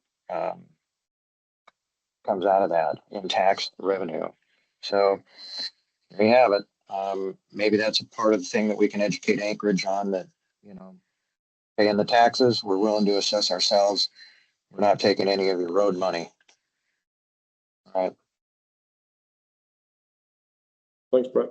I'll talk to you afterwards about where that 300K comes from, because I'm really interested in that. Thank you. Any other comments on the bonds, the bond question? If not, we will move to the next item, which is state bills. There's a couple of things which are relevant to housing that are in the pre-filed bills. And I just want to bring them to the attention of GBOS next month. And we may want to support them or issue a statement of support, or just at least understand better, even if it's just for individual advocacy. And there may be some further things coming. I think the specific ones, I didn't write them down. I think it's HB 13, which is about property tax exemption for some rental properties. Include, I think, specifically at the moment in its current form, specifically for rental properties which move from short-term rental to long-term rental. And there's another Senate bill, I think that's Senate Bill 14, which is about providing funding sources for workforce housing development. So they're the two bills, I think, specifically, but there might be some others as well which are relevant. So I think we'll bring this in front of the body next month and have a discussion about them, and we may want to put some resolutions to support. Okay. Is there one more thing? Sorry, first of all, is there any questions or comments on that? If not, we'll just have it on next month's agenda.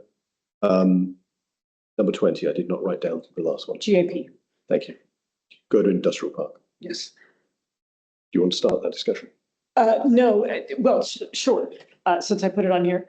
I just want to make sure that we understand what we're going to be asking, what we're going to be asked to decide next. So if, for example, if you have a concise, just a conclusion for that, just synopsis, sorry, if you have I can't even speak anymore. It is past. If you have a precise synopsis of kind of what's at stake and what the city asked for us to do, or even just what the city asked for today, so we know what we can do. I think where we are with the industrial park, and particularly the language which is now being used which is at least been proposed in the work plan, is HLB have gone from a position of the industrial park is their project and they need to manage it and lead it and do everything on it, to, I think they're realizing that, both we're an active stakeholder and there are options where we could lead and potentially even lead the funding. So the language in the work plan provides options around GBOS taking responsibility for it, which is a scary thought, but maybe the right path, or being a much more active part of the partnership. And if we're a more active part of the partnership, then we do have options like potentially getting other grant sources, bond funding, things like that. There's a number of other things that come out of it if it's done as multiple parts of the municipality rather than 100% within HLB. Now, interesting enough, this is kind of a difficult problem, and they're interested in sharing that with us. There's other problems where maybe we want to be more involved and not. But this does at least start a path and start a discussion, which I think could be very useful to us longer term. Now, I don't know what the exact options are. We have to noodle that and talk. Mechanism do we have wherein we could have a working group? When I listen to the feedback from the users of the industrial park, I feel stressed because I actually want them to get together and agree on what they want. And, people come intermittently to meetings and I try and have as many offline conversations, but in some respects, it feels like we need a forum. I don't know if it's through GHEC because this is directly economic development. But it just feels to me like we need the stakeholders to collaborate formally in whatever happens, or to speak as much as possible, one voice. Yeah, because I feel like we're trying to represent them, but they aren't one thing. Yeah, I mean, that's one of the problems. That's one of the problems of the industrial park is there are almost three classes of people. There's those who now own their plan. There are those who've been long-term permit holders, and there are those who can't get a permit because effectively all the space is being used up. Mm-hmm. And there are different concerns between each groups and between individuals in those groups. So I don't think there's kind of almost a way in which it's been set up as a competitive structure. So I think that's going to be a difficult thing to get one voice from there. I think our job is to look at, is to represent the whole community, the future needs of the community, what we need now and what we need in the future, and how we can do better in terms of I agree with that. Development. And I also agree with you that we can do things to encourage better input. Yeah, well, and I wonder if this is the right forum to truly give it the detailed support and that it needs, or if it would be better to use the committee structure to mobilize some of that feedback. So I agree with you. The GBOS meetings are not the right place to hash out all the details. Mm-hmm. That's something that's either done through committees or through work sessions or something else, not these regular meetings. What's your thought on GHEC? Potentially, but I think that's a decision we can make.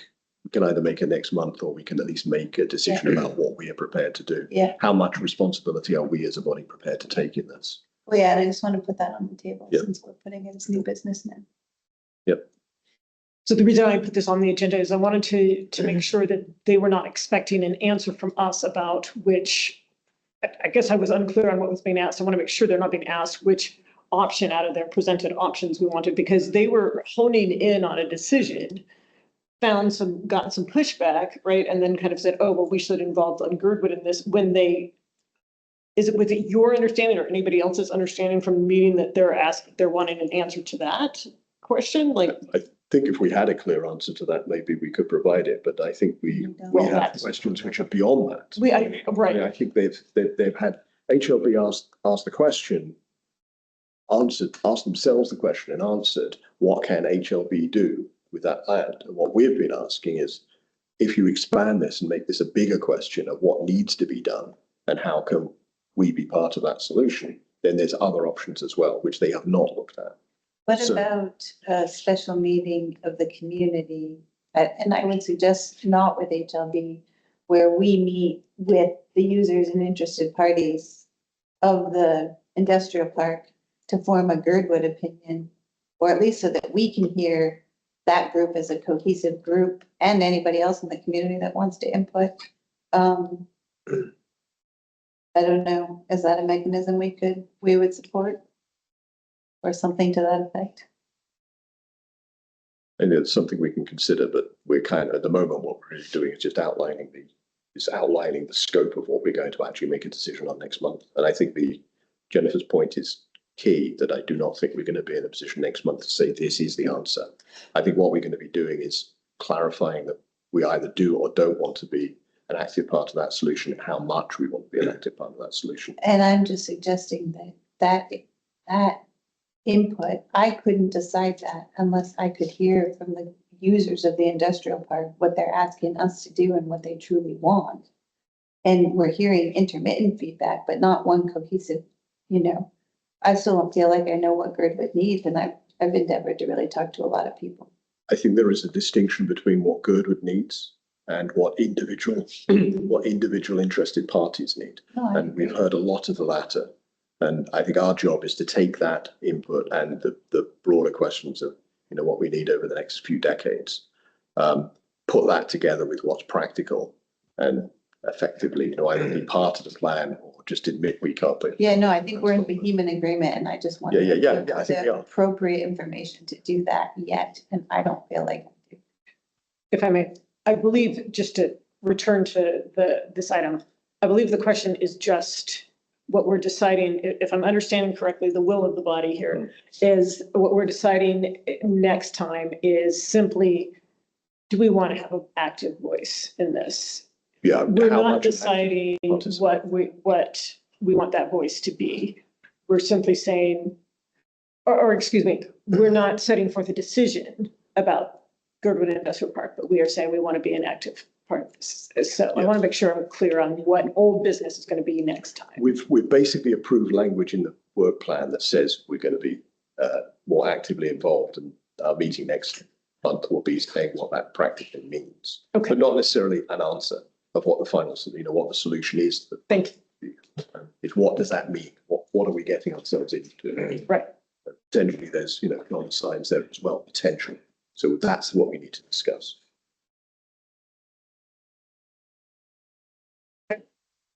Okay, if there's no more on that point, then we will move on to, reports we have in the document.